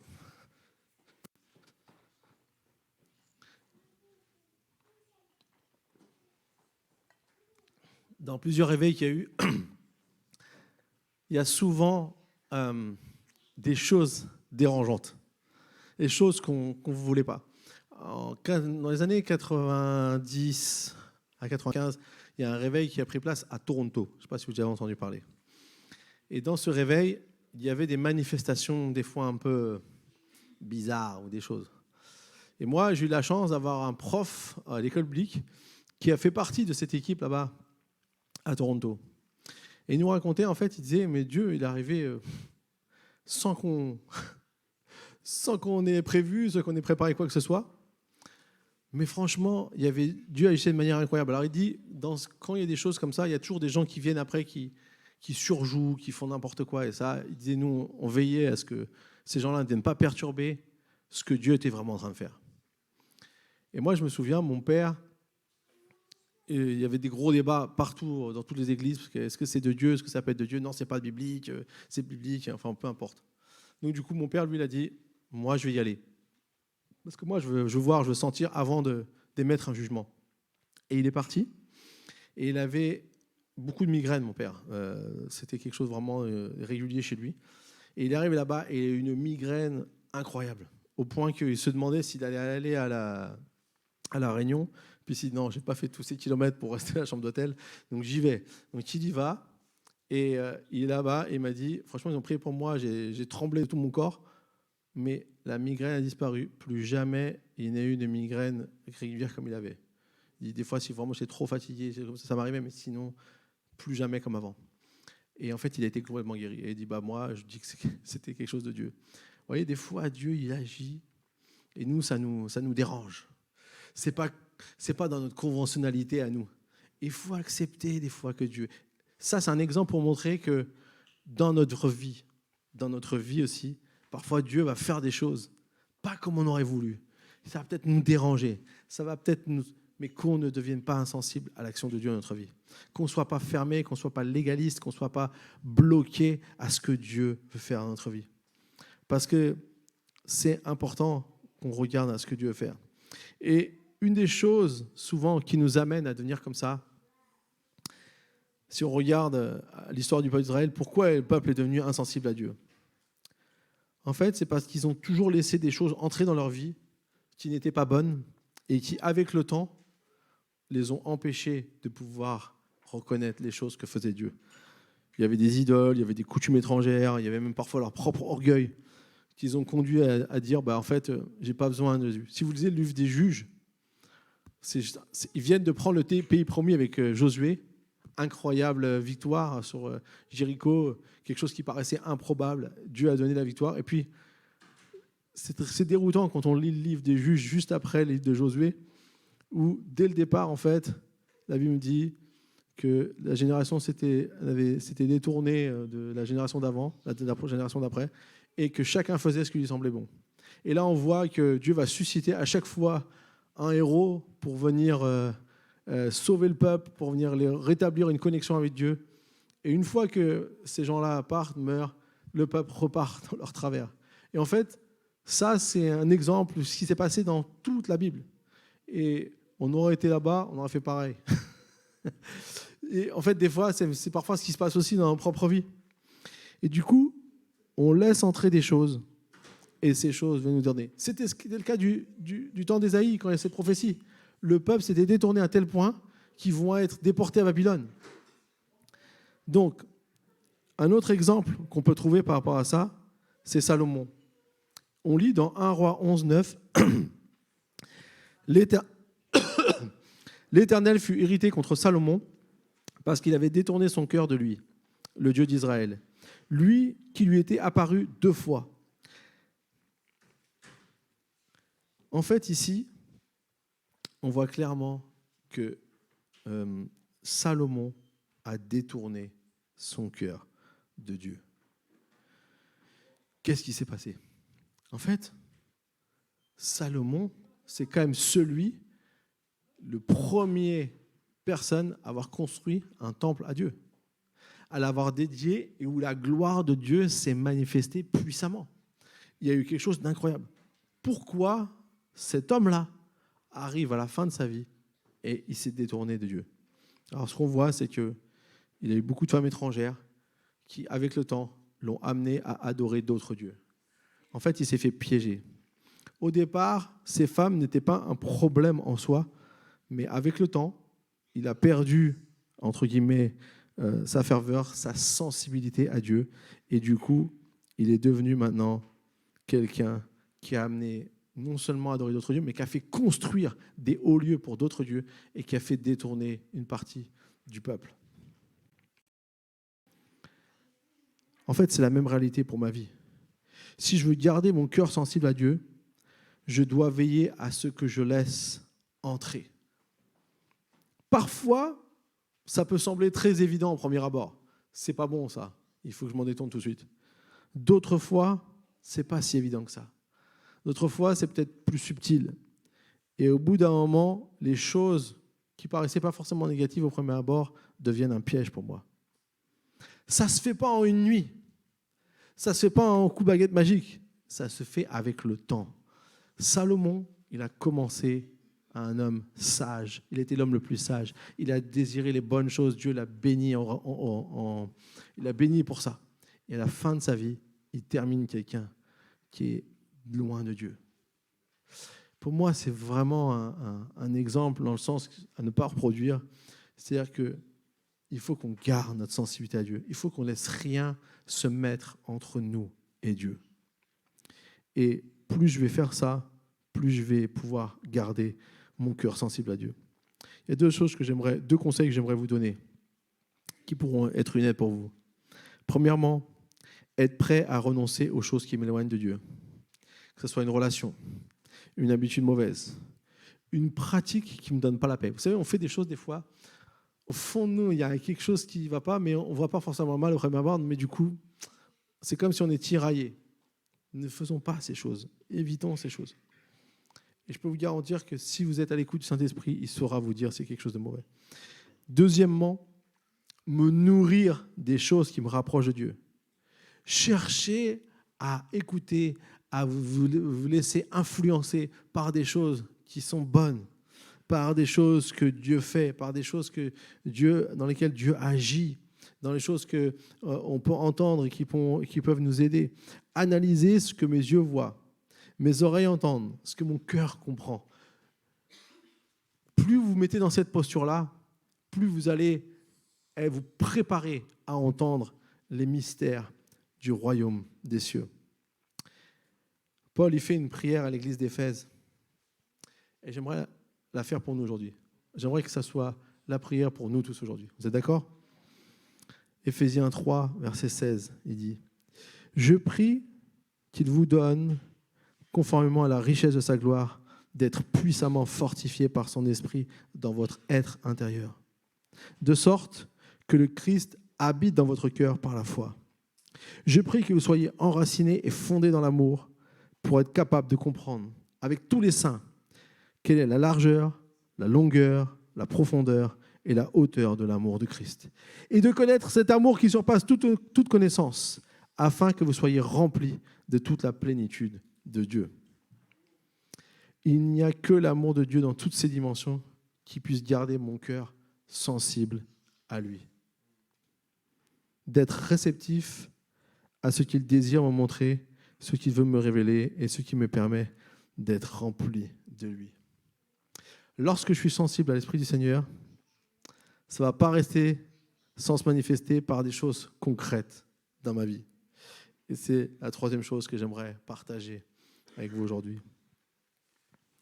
Je crois vraiment aujourd'hui que certains d'entre nous, Dieu nous prépare dans notre vie à aller sur un niveau où on va comprendre plus de choses. Et ce n'est pas à vous de travailler dur. Vous savez, avec le Seigneur, ce n'est pas comme ça que ça marche. Nous, on pense qu'il faut que je travaille dur pour pouvoir essayer un prochain niveau. Non, ce n'est pas comme ça que ça marche. Mets-toi dans les bonnes dispositions. Prépare-toi à recevoir. Prépare pas toi à faire. Prépare-toi à recevoir. Ouvre ton cœur à Dieu. Certains d'entre vous, peut-être, c'est ce que vous avez besoin de faire. Vous avez besoin d'ouvrir la porte un peu plus grande. La porte, elle est ouverte, mais vous voyez, juste un petit peu pour se faufiler. Dieu ne se faufile pas. Dieu, il entre correctement, parce qu'il veut toute la place. Si vous lui donnez un petit coin, il va se mettre dans le petit coin.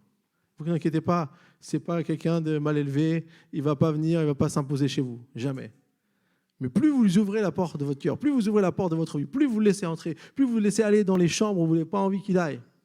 Parce qu'il y a des trucs un peu cachés qu'on n'a pas envie que les gens voient. Vous savez, quand on invite les gens à la maison, on n'ouvre que certaines parties, parce que s'ils rentreraient dans l'autre, oh là, c'est le chantier là.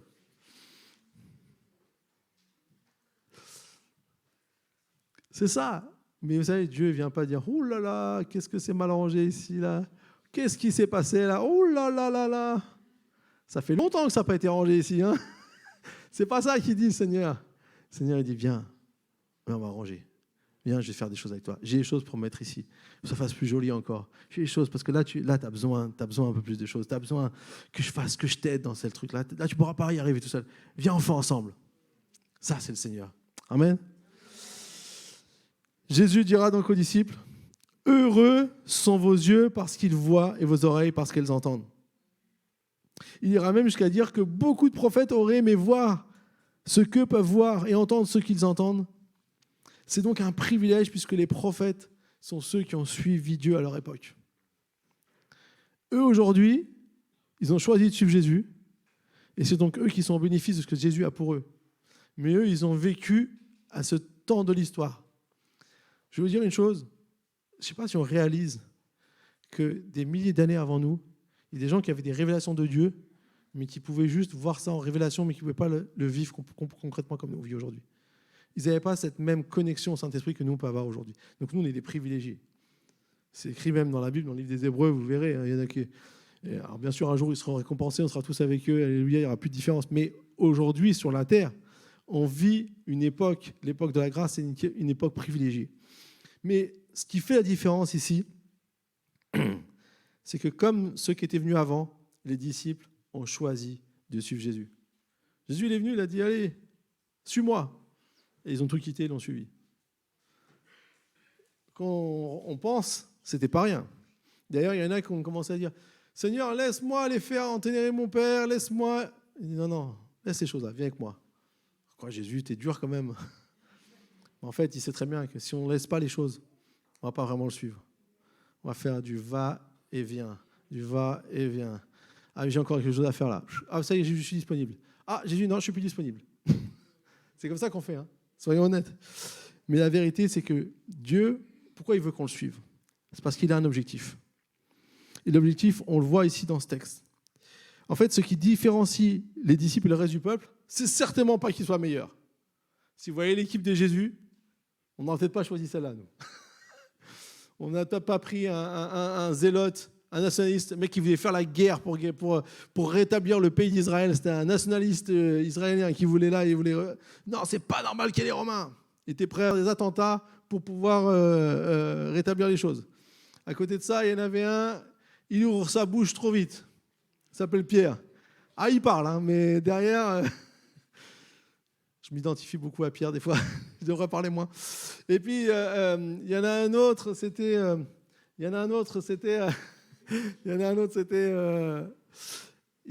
Jean, lui, c'était, vous savez, c'était le petit là, qui vient, le chouchou, qui aime bien être près de Jésus. Vous savez, dans l'Évangile, il dit écrit le disciple que Jésus aimait. Il faut quand même comprendre que c'est Jean qui écrit ça de lui. Il n'y a que lui qui écrit ça de lui. Donc vous voyez comment il était. Ensuite, il y avait, voilà, on peut faire la liste, on peut continuer. Il y avait les grands frères, là, André, et tout ça, qui étaient là aussi, mais ils ont eu tous des choses. Sans compter celui, malheureusement, qui n'a pas bien évolué, celui qui était fils de la perdition. Et Jésus même dit qu'il aurait mieux valu pour lui qu'il ne soit pas né. Mais tout ça, c'était l'équipe de Jésus. Thomas, oui, j'ai oublié Thomas qui croit que ce qu'il voit. Donc il dit non, il n'est pas ressuscité, vous racontez n'importe quoi. Tu as fait 3 ans avec Jésus, tu as vu des miracles, tu n'es pas prêt à croire qu'il y avait un miracle pour Jésus. Et non. Tout ça, c'est l'équipe de Jésus. Donc on sait très bien qu'ils n'étaient pas meilleurs que les autres. Ils n'étaient pas mieux que toute la foule qui était en train d'écouter. Mais ils avaient une différence. Ils ont choisi de suivre Jésus. Et parce qu'ils ont choisi de suivre Jésus, en fait, l'objectif de Jésus va pouvoir se réaliser dans leur vie. Quel est son objectif? En fait, on le retrouve dans la prophétie d'Ésaïe. Il dit, ils se sont bouchés les oreilles, ils ont fermé leurs yeux de peur que leurs yeux ne voient et que leurs oreilles n'entendent, que le cœur ne comprenne, qu'ils ne se convertissent et que je ne les guérisse. Ce que Jésus veut, c'est guérir. Jésus veut guérir, pas dans le sens seulement guérir physiquement, il veut ça aussi, mais il veut te guérir, entre guillemets, te transformer. Il veut transformer ta vie pour que tu puisses saisir les choses qu'il a données. Beaucoup d'entre nous, la vie nous a fait du mal, parce qu'il y a le mal dans le monde. Il y a Satan qui est partout, qui cherche sa proie où il pourra dévorer. Tous les jours, on entend le mal qui se fait. Tous les jours, quand j'entends les nouvelles, mon cœur est triste.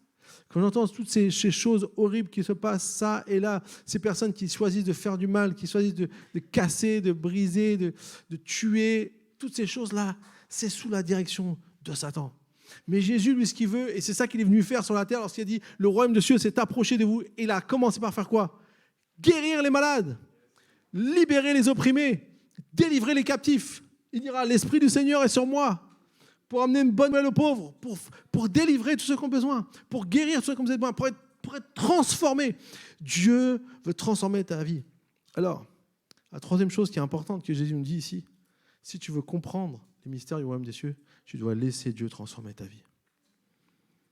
Sans laisser Dieu transformer ta vie, tu ne vas pas pouvoir vraiment découvrir pleinement les mystères du royaume des cieux. Tu vas comprendre certaines choses de base et peut-être tu vas ressentir déjà l'amour de Dieu parce que ça, c'est donné, c'est cadeau. Mais il y a bien plus. Il y a bien plus pour comprendre et découvrir les mystères du royaume des cieux dans notre vie. Et je crois que pour nous, Église, ça doit être notre objectif. Cette année, ça va être notre objectif. De laisser Dieu nous étendre, nous d'abord. Si on veut étendre le royaume de Dieu, vous savez, on pense à plein de gens qui vont venir avec nous. Alléluia. Que notre Église soit encore plus grande et qu'on puisse atteindre encore plein d'autres personnes. Et je pense que ça, c'est bon parce que c'est sur le cœur de Dieu. La Bible dit que sa vision ultime, c'est qu'aucun ne périsse, qu'aucun ne se perde. Mais nous, on va faire ça. Vous savez où ça commence? Ça commence à nous étendre, nous. Dieu va t'étendre pour que tu puisses encore plus agir comme lui veut. Quand Dieu nous étend, ça fait toujours un petit peu mal. En tout cas, moi, ça me fait mal. Parce que Dieu, il vient et il tire sur les côtés pour pouvoir faire la place. Et je pense que ça, c'est important. C'est important de le réaliser. C'est important de comprendre. En fait, à l'époque d'Ésaïe, quand la prophétie était donnée, il dit « Rends ce cœur insensible ». On se dit « Mais pourquoi Dieu il envoie quelqu'un pour rendre le cœur insensible ?» En fait, en disant ça, il parlait de la situation du peuple à l'époque, qui avait coupé, entre guillemets, sa relation avec Dieu. Jésus dit toujours « Je veux que vous soyez mon peuple et que je sois votre Dieu ». Qu'il y ait cette connexion, qu'il y ait cette relation. En fait, le peuple s'est toujours détourné. Et ce n'est pas faute de leur avoir donné multiples chances. Et à l'époque d'Ésaïe, le peuple va être déporté. Et on retrouve la même situation à l'époque de Jésus, où le peuple est là, légaliste. Jésus dira, dans Matthieu 23, 23, il dira aux pharisiens, hypocrites, vous donnez la dîme sur l'ânette, la menthe et le cumin, mais vous avez oublié ce qui était la loi. En gros, vous demandez aux gens de suivre un trait la loi, mais l'essence même de pourquoi la loi a été donnée, ça, vous ne l'avez plus. Vous vous êtes détourné, vous êtes devenu insensible, vous êtes devenu dur. Il dit, vous exigez des autres ce que vous-même, vous n'êtes pas capable de faire. Ah, Jésus, il disait la vérité. Hein. Ah, c'est pas le Jésus tout mignon, tout gentil. Hein. Ah non, non. Hein. C'est Jésus, la vérité. Jésus, c'est la vérité. Et des fois, la vérité, ça fait mal. Vous êtes d'accord? Quand quelqu'un nous dit la vérité, souvent, on n'aime pas, mais quand on processe en nous, on se dit, peut-être que c'est vrai, ça fait mal. Mais quand ça fait mal, ce n'est pas la fin. Il ne faut pas se braquer. Il faut dire, OK, Seigneur, aide-moi maintenant à changer. C'est ça, en fait. Là. Quand Dieu nous donne une vérité, c'est parce qu'il nous donne une opportunité pour changer. Rappelez-vous ça la prochaine fois. Peut-être que ça ira mieux. Mais du coup, en fait, ici, ce qu'on voit, c'est que c'est la même situation, sauf que ce n'est pas la même réponse de Dieu. La première fois, le peuple a été déporté. Il a dit, voilà, je vous ai prévenu, maintenant, ça arrive. C'est comme quand on prévient les enfants, attention, la punition va tomber, ou attention, tu vas avoir des mauvaises conséquences. Parce qu'on ne dit plus punition, on dit mauvaises conséquences, c'est la même chose. Et du coup, en fait, ce qu'on voit ici, c'est que Jésus dit, non, non, je suis venu pour prendre sur moi tous vos fautes. Mais ce que je veux, c'est vous guérir. Laissez-moi le faire. De grâce, laissez-moi vous guérir. Et c'est pour ça que ceux qui ont choisi de suivre Jésus et ceux qui vont suivre Jésus au fur et à mesure de son ministère sur la terre vont pouvoir avoir accès à cette grâce. Et des gens qui n'étaient pas du tout qualifiés, d'après les religieux de l'époque, vont pouvoir entrer dans le royaume de Dieu. Même le brigand qui est sur la croix à côté de Jésus, Jésus va dire, aujourd'hui même, tu seras avec moi dans le paradis. C'est pas incroyable? Ça nous donne de l'espoir pour nous, hein, vous êtes d'accord? Donc du coup, on peut se dire, si on est prêt à dire oui à Jésus, si on est prêt à le laisser faire, il va nous changer, nous transformer notre vie. Alors, comment faire pour que Dieu transforme ma vie? Je vais vous donner 3 conseils. Premièrement, accepte lorsque Dieu t'amène à faire face aux choses qui ne vont pas dans ta vie. Ça, c'est dur. Parce que quand Dieu vous montre quelque chose qui ne va pas dans votre vie, on a plutôt envie de le mettre de côté. Mais Dieu dit non, accepte. Moi, c'est quelque chose que j'ai dû travailler dans ma vie. En fait, à chaque fois qu'on voit des choses qui n'ont pas dans la vie, on a l'impression qu'on n'est pas assez bien. Mais moi, je ne suis pas assez bien parce qu'il y a ça qui ne va pas, il y a ça qui ne va pas, il y a ça qui ne va pas. J'aimerais vous dire, ce n'est pas ce que Dieu veut vous dire. Jamais Dieu va remettre en cause votre valeur. Vous êtes une créature merveilleuse. David dit, je te loue de ce que je suis une créature si merveilleuse. On sait très bien qu'il n'a pas toujours été merveilleux, David. Hein. Quand on regarde sa vie, merveille, j'aurais pris... Des fois oui, mais des fois non. Hein. Mais c'est une réalité. Ta valeur ne va jamais changer. Si tu as été créé par Dieu. En fait, c'est ça qui est difficile à comprendre. Même les gens qui commettent les pires choses dans le monde, les choses les plus horribles, à la base, ils sont une créature merveilleuse. C'est juste qu'ils ont été pris par le mal et ils sont laissés dominer. Par contre, lorsque Dieu te montre quelque chose qui ne va pas dans ta vie, si tu acceptes, tu vas pouvoir changer. Tu vas pouvoir voir comment Dieu va t'aider à changer. En fait, à chaque fois que quelque chose ne va pas dans ta vie, que Dieu te le montre, soit par une personne, soit par une révélation personnelle, soit par une situation qui tu es en difficulté, c'est toujours quand on est en difficulté qu'on grandit. C'est rare on grandit jamais quand tout va bien. Quand tout va bien, c'est une grâce de Dieu et on est content. Mais à un moment donné, ça va moins bien. C'est normal, ça fait partie de la vie. Mais du coup, c'est là où Dieu justement veut te faire grandir. Donc, accepte. Deuxième chose, obéis lorsque Dieu te demande de faire quelque chose qui semble au-dessus de tes capacités. Généralement, Dieu, il nous montre ce qui ne va pas. Et après, il nous dit, voilà ce que tu peux faire pour changer. Et là, on se dit, j'y arriverai jamais. C'est au-dessus de mes forces. Moi, je ne peux pas changer. Vous savez, des fois, les gens me disent, ah mais moi, je suis comme ça, il faut me prendre comme ça. Souvent, je me dis dans mon cœur, tu n'as pas encore rencontré le Seigneur assez, tu vas voir. Et c'est très souvent, avec le temps, on retrouve ces personnes qui disent, en fait, j'aimerais bien quand même changer ça. Ce qui était, non, moi je suis comme ça, il faut me prendre comme je suis. En fait, avec le temps, avec la maturité, on se dit, peut-être que j'aimerais quand même changer. Parce que c'est pas ça que Dieu veut. Dieu, en fait, il veut nous transformer toujours plus à son image, de gloire. La Bible dit qu'il nous transforme de gloire en gloire par l'Esprit du Seigneur. C'est ce que de gloire en gloire, c'est? C'est étape par étape, petit à petit. Mais à chaque fois, c'est un petit peu plus de la gloire de Dieu dans ta vie. Un petit peu plus dans la gloire de Dieu dans ta vie. Est-ce que tu as envie de voir plus la gloire de Dieu dans ta vie? Amen. Donc, obéis lorsque Dieu te demande de faire quelque chose qui semble au-dessus de tes capacités. Et troisièmement, très très important, reste persévérant lorsque le processus de guérison prend du temps. Nous, on aimerait que tout change vite. Mais il y a des choses qui changent dans notre vie avec beaucoup d'années, avec beaucoup de temps.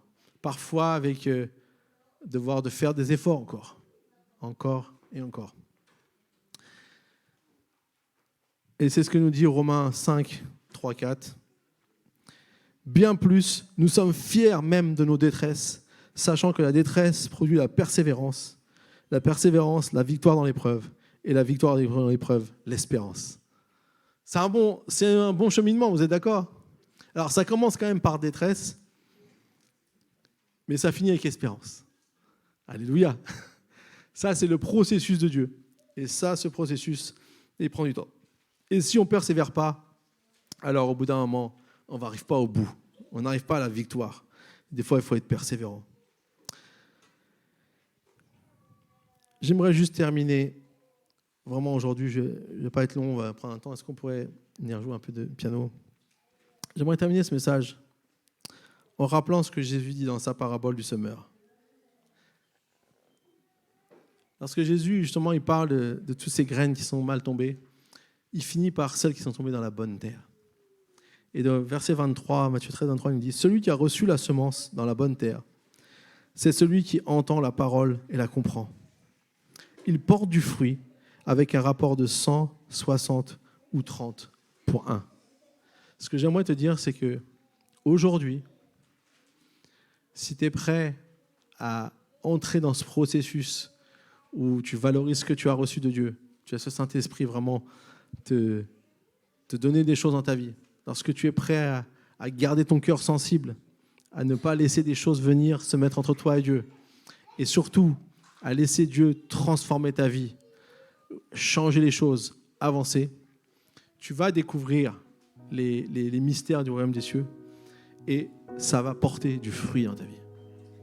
Ça va être visible au travers des choses que tu vas voir qui se réalisent.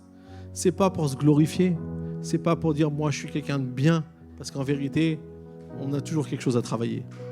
Mais ce que tu as travaillé déjà, il va y avoir du fruit. Et ensuite, il y aura d'autres fruits. Et il y a du fruit abondant.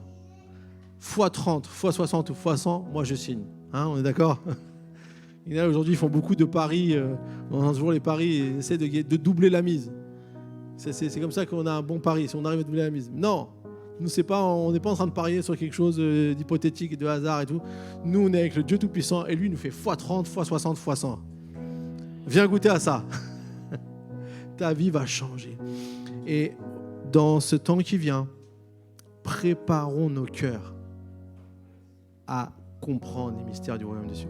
C'est-à-dire à recevoir des révélations purement divines que tu ne pourras jamais avoir en étudiant avec ta tête seulement. Mais lorsque ton esprit est connecté avec l'Esprit de Dieu, il va te donner des choses. Peut-être qu'il va te commencer à donner des paroles pour des personnes. Peut-être qu'il va commencer à te donner un fardeau pour quelqu'un, pour prier pour cette personne. Et peut-être que tu vas commencer à avoir différentes choses que tu vas pratiquer dans ta vie. Peu importe ce que c'est, Dieu veut t'utiliser. On vient à un moment donné où ce n'est pas seulement une personne, 2 personnes qui doivent faire le job du Seigneur. C'est tous les saints. Et les saints, c'est nous. Chacun d'entre nous, Dieu veut utiliser. On a tous des personnes que seulement nous pouvons atteindre. Il y a seulement nous qui pouvons être la réponse peut-être pour la personne qui attend désespérément d'avoir quelqu'un qui lui parle de Jésus. Amen. Est-ce qu'on peut tous se lever? J'aimerais prier pour vous tous ce matin. Si vous avez des besoins précis, venez me voir avec un plaisir, je prie pour vous. Mais ce matin, j'aimerais vraiment prier pour toute notre Église, pour ce que Dieu a pour les temps à venir, pour les choses qui vont venir devant nous. On ne sait pas tout, on ne connaît pas tout, mais on fait confiance au Seigneur. Et c'est si tu te sens faible ce matin, sache que c'est lorsque tu es faible que Dieu te rend fort. Paul connaissait ça, il disait parfois je suis si faible, mais c'est quand on est faible que Dieu te rend fort, que Dieu peut faire des choses au travers de toi, parce que ce n'est pas toi qui dois faire, c'est le Saint-Esprit avec toi, c'est le Saint-Esprit au travers de toi. Amen. Seigneur Jésus, je veux prier pour chacun ici présent.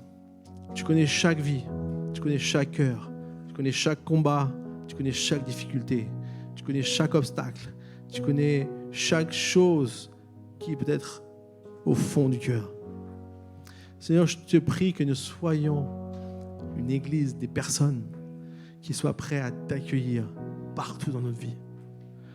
Que nous n'ayons pas de petits coins gardés, mais qu'au contraire, nous pouvons ouvrir notre cœur à ta présence.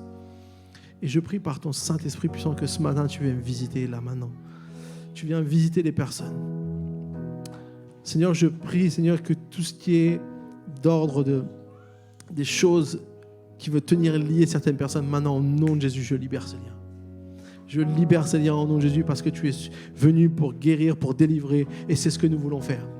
Seigneur, je prie pour des personnes qui peut-être manquent d'engagement, manquent d'implication, qui ont besoin de grandir dans ça. Je prie, Seigneur, que tu leur montres combien tu as des choses prévues pour eux.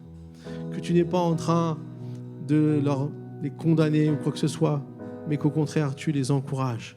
T'arrêtes pas de les encourager pour qu'ils puissent faire plus, pour qu'ils puissent découvrir plus. Et je prie maintenant que ces personnes qui ont besoin, Seigneur, de ta puissance dans leur vie, Seigneur, que quelque chose peut changer. Que que ton Saint-Esprit vient débloquer peut-être des façons de penser, des façons de voir, des choses qui peuvent être bloquantes. Au nom de Jésus, je prie aussi, Seigneur, pour toutes les personnes, Seigneur, qui ont soif de plus, qui sont là, qui veulent plus. Seigneur, donne plus. Donne plus, Seigneur, maintenant. Souffle, Saint-Esprit, puissamment au milieu de nous. Alléluia, que nous puissions recevoir ton esprit de manière puissante, que nous puissions être ouverts à ce que tu veux faire. Seigneur, on a un cœur pour notre ville, on a un cœur pour les villes aux alentours, on a un cœur pour les villes de là où chacun d'entre nous vit. Et Seigneur, je prie, Seigneur, que tu puisses, comme le dit Psaume 2, que tu puisses nous donner les nations en héritage. Nous croyons que tu donnes les nations en héritage. Nous croyons que tu donnes, Seigneur, cette ville. Seigneur, nous prions, Seigneur, que tu ouvres des portes. Seigneur, que tu ouvres des portes, Seigneur, où nous pouvons agir et voir ta gloire se manifester puissamment. Donne-nous du courage, donne-nous de l'abnégation, donne-nous du zèle, donne-nous de toutes les choses qu'on a besoin, Seigneur, pour faire encore plus, pour voir plus. Seigneur, donne-nous de ne pas rester statique, stagnant dans notre vie, mais au contraire, Seigneur, que tu nous amènes à voir plus loin. Je veux libérer, Seigneur, le potentiel sur chaque personne ici présente. Seigneur, que tu donnes peut-être des nouvelles opportunités pour servir, pas seulement dans l'église, mais aussi en dehors de l'église. Je prie pour ceux qui vont avoir des nouveaux jobs, qui vont avoir des endroits où ils vont pouvoir impacter ton royaume d'une manière encore plus grande. Je prie pour ceux qui ont des rêves, qui ont des projets, Seigneur. Je te prie que tu les accompagnes dans leurs projets, dans leurs rêves, Seigneur. Que tu puisses faire ton œuvre, ta volonté, Seigneur. Que ta gloire puisse se manifester, Seigneur. Je prie pour, Seigneur, les futures personnes que tu vas donner une peut-être influence plus grande que d'autres. Seigneur, nous savons que ce n'est pas une question de récompense ou quoi que ce soit, mais que c'est une question d'appel, de rôle que tu donnes, de capacité que tu donnes. Je prie que ceux que tu as appelés à être influencés beaucoup, Seigneur, que tu puisses les bénir encore, Seigneur, que tu puisses les garder, Seigneur. Que ceux, Seigneur, que tu leur donnes aussi de pouvoir être une lumière là où ils sont, Seigneur, que nous ne méprisons pas ces choses, mais que nous puissions voir que là où nous sommes déjà, nous pouvons avoir une grande influence. Seigneur, je te prie que nous soyons un peuple dédié à toi, un peuple qui travaille pour toi, un peuple qui vibre pour toi, avec la passion de voir, Seigneur, ton royaume s'étendre partout dans notre pays, partout dans les différentes régions du monde que tu nous donnes, et même jusqu'aux extrémités de la terre, Seigneur Jésus. Alléluia. Seigneur, sois glorifié ce matin, sois élevé. Alléluia. Amen. On va chanter un chant, on va louer Dieu. Je propose qu'on loue Dieu ce matin pour finir, et que vraiment on puisse le faire Seigneur notre vie. Si vous avez besoin de quelque chose en particulier, pour venir me voir, je prierai pour vous. Et nous sommes là pour toi, nous sommes là pour toi. Agis parmi nous, Seigneur. Fais ta volonté, fais ta volonté. Jésus, transforme nos cœurs, transforme nos cœurs. Nous sommes là. Nous sommes là pour toi, nous sommes là pour toi. Agis, agis parmi nous, Seigneur. Fais ta volonté, fais ta volonté, fais ta volonté. Jésus, transforme nos cœurs. Et l'horizon s'éclaircit, les ténèbres s'enfuient, que l'avenir prenne place. Nous te laissons la place. Nos chaînes sont brisées, nos péchés pardonnés. Le passé est passé. Oh, nous sommes là pour toi.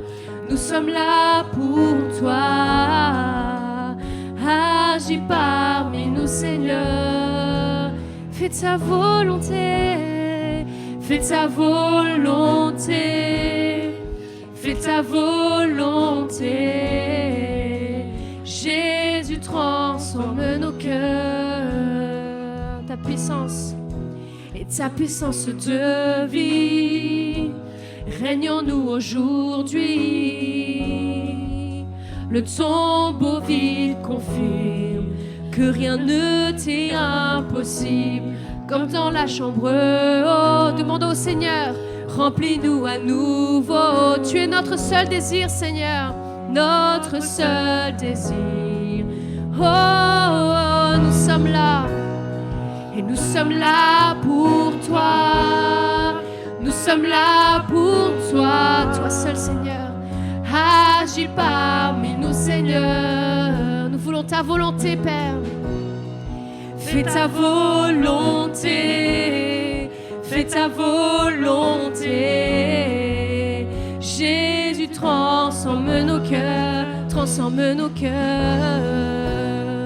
Et nous sommes là pour toi, nous sommes là pour toi. Agis parmi nous, Seigneur. Nous cherchons ta volonté, Père. Fais ta volonté, fais ta volonté. Jésus, transforme nos cœurs. Et tout pouvoir t'est donné sur la terre et dans le ciel. Jésus, sois élevé, que la gloire te revienne. Tout pouvoir t'est donné sur la terre et dans le ciel. Jésus, sois élevé, que la gloire te revienne.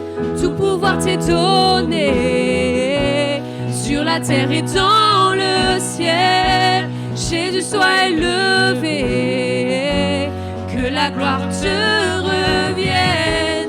Tout pouvoir t'est donné sur la terre et dans le ciel. Jésus, sois élevé, que la gloire te revienne.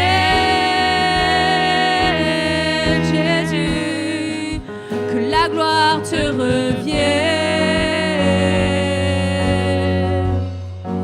que la gloire te revienne, que la gloire te revienne.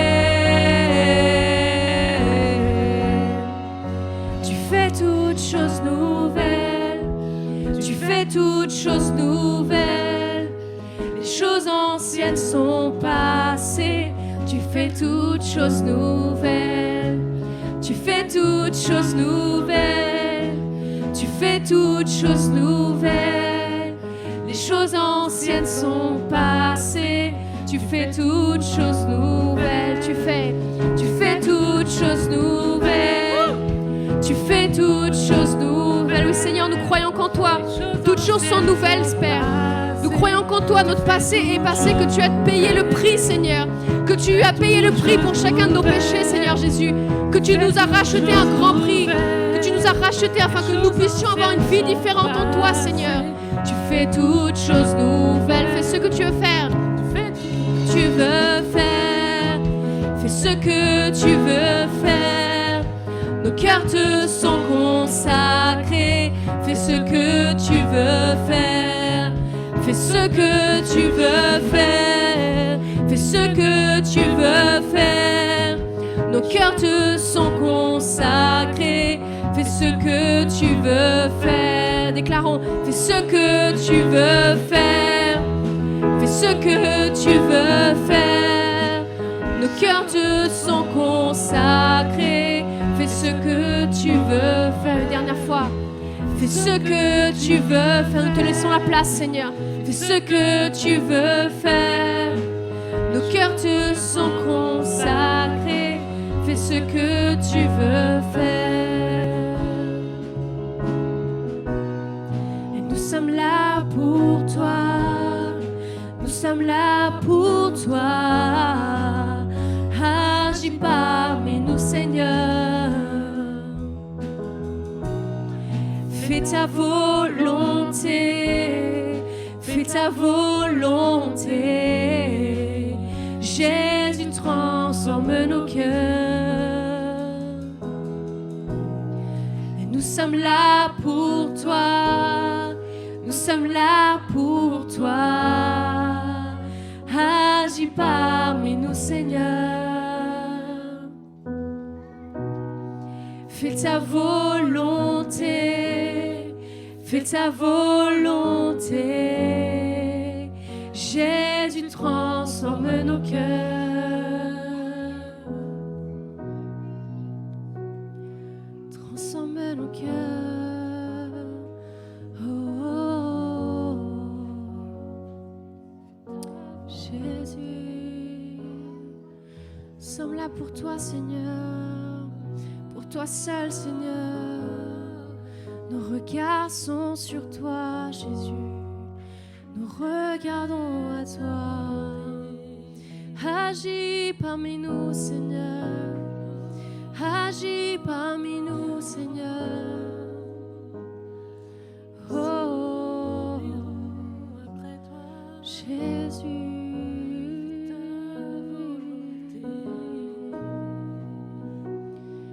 Alléluia. Levons nos voix là où nous sommes, juste pour louer notre Seigneur. Alléluia, Jésus.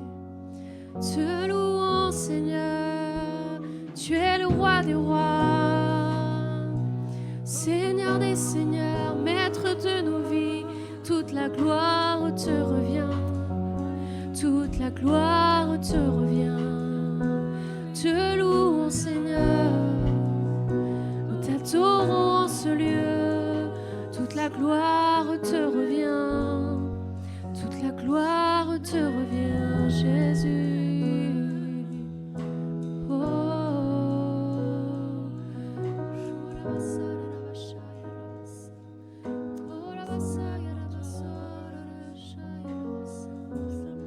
Jésus agit parmi nous.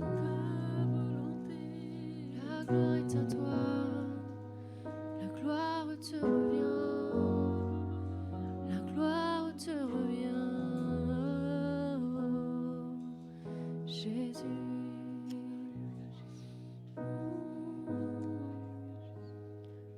Alléluia, Jésus.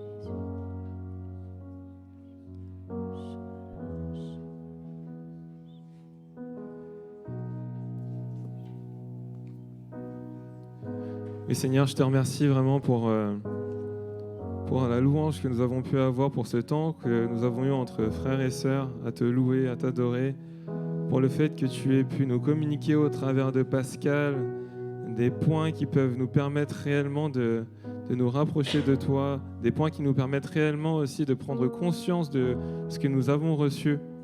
Et je te remercie tout simplement pour le fait qu'il nous ait demandé de valoriser ce qu'on a reçu, pour le fait aussi qu'il nous a aussi donné cette sensibilité qui était importante, cette sensibilité de cœur, de garder notre cœur et aussi de te laisser nous transformer nos vies. Et c'est la prière que j'ai envie de t'adresser en cette fin de culte. Oh Dieu, je te prie de nous aider à te laisser transformer nos vies, te laisser agir là où tu veux agir dans la semaine qui est à venir. Je te remercie Seigneur pour ce que Pascal a pu nous donner. Amen. Amen. Alors, n'hésitez pas, vous tous, derrière, il y a des foulards, justement, qui sont en vente à l'accueil pour financer le cercueil d'un proche de Monique. Donc, si vous voulez la soutenir, n'hésitez pas à lui donner, Vous pouvez aller vers elle si vous voulez pour la bénir. Mais il y a justement des foulards que vous pouvez acheter au prix de 3 € derrière. Et puis, Tracy, je ne la vois pas, elle est encore en service. Ah, si elle est là? Ah, bah, elle était cachée derrière. On pourrait souhaiter tous ensemble un joyeux anniversaire à Tracy. Joyeux anniversaire, joyeux anniversaire, joyeux anniversaire Tracy, joyeux anniversaire.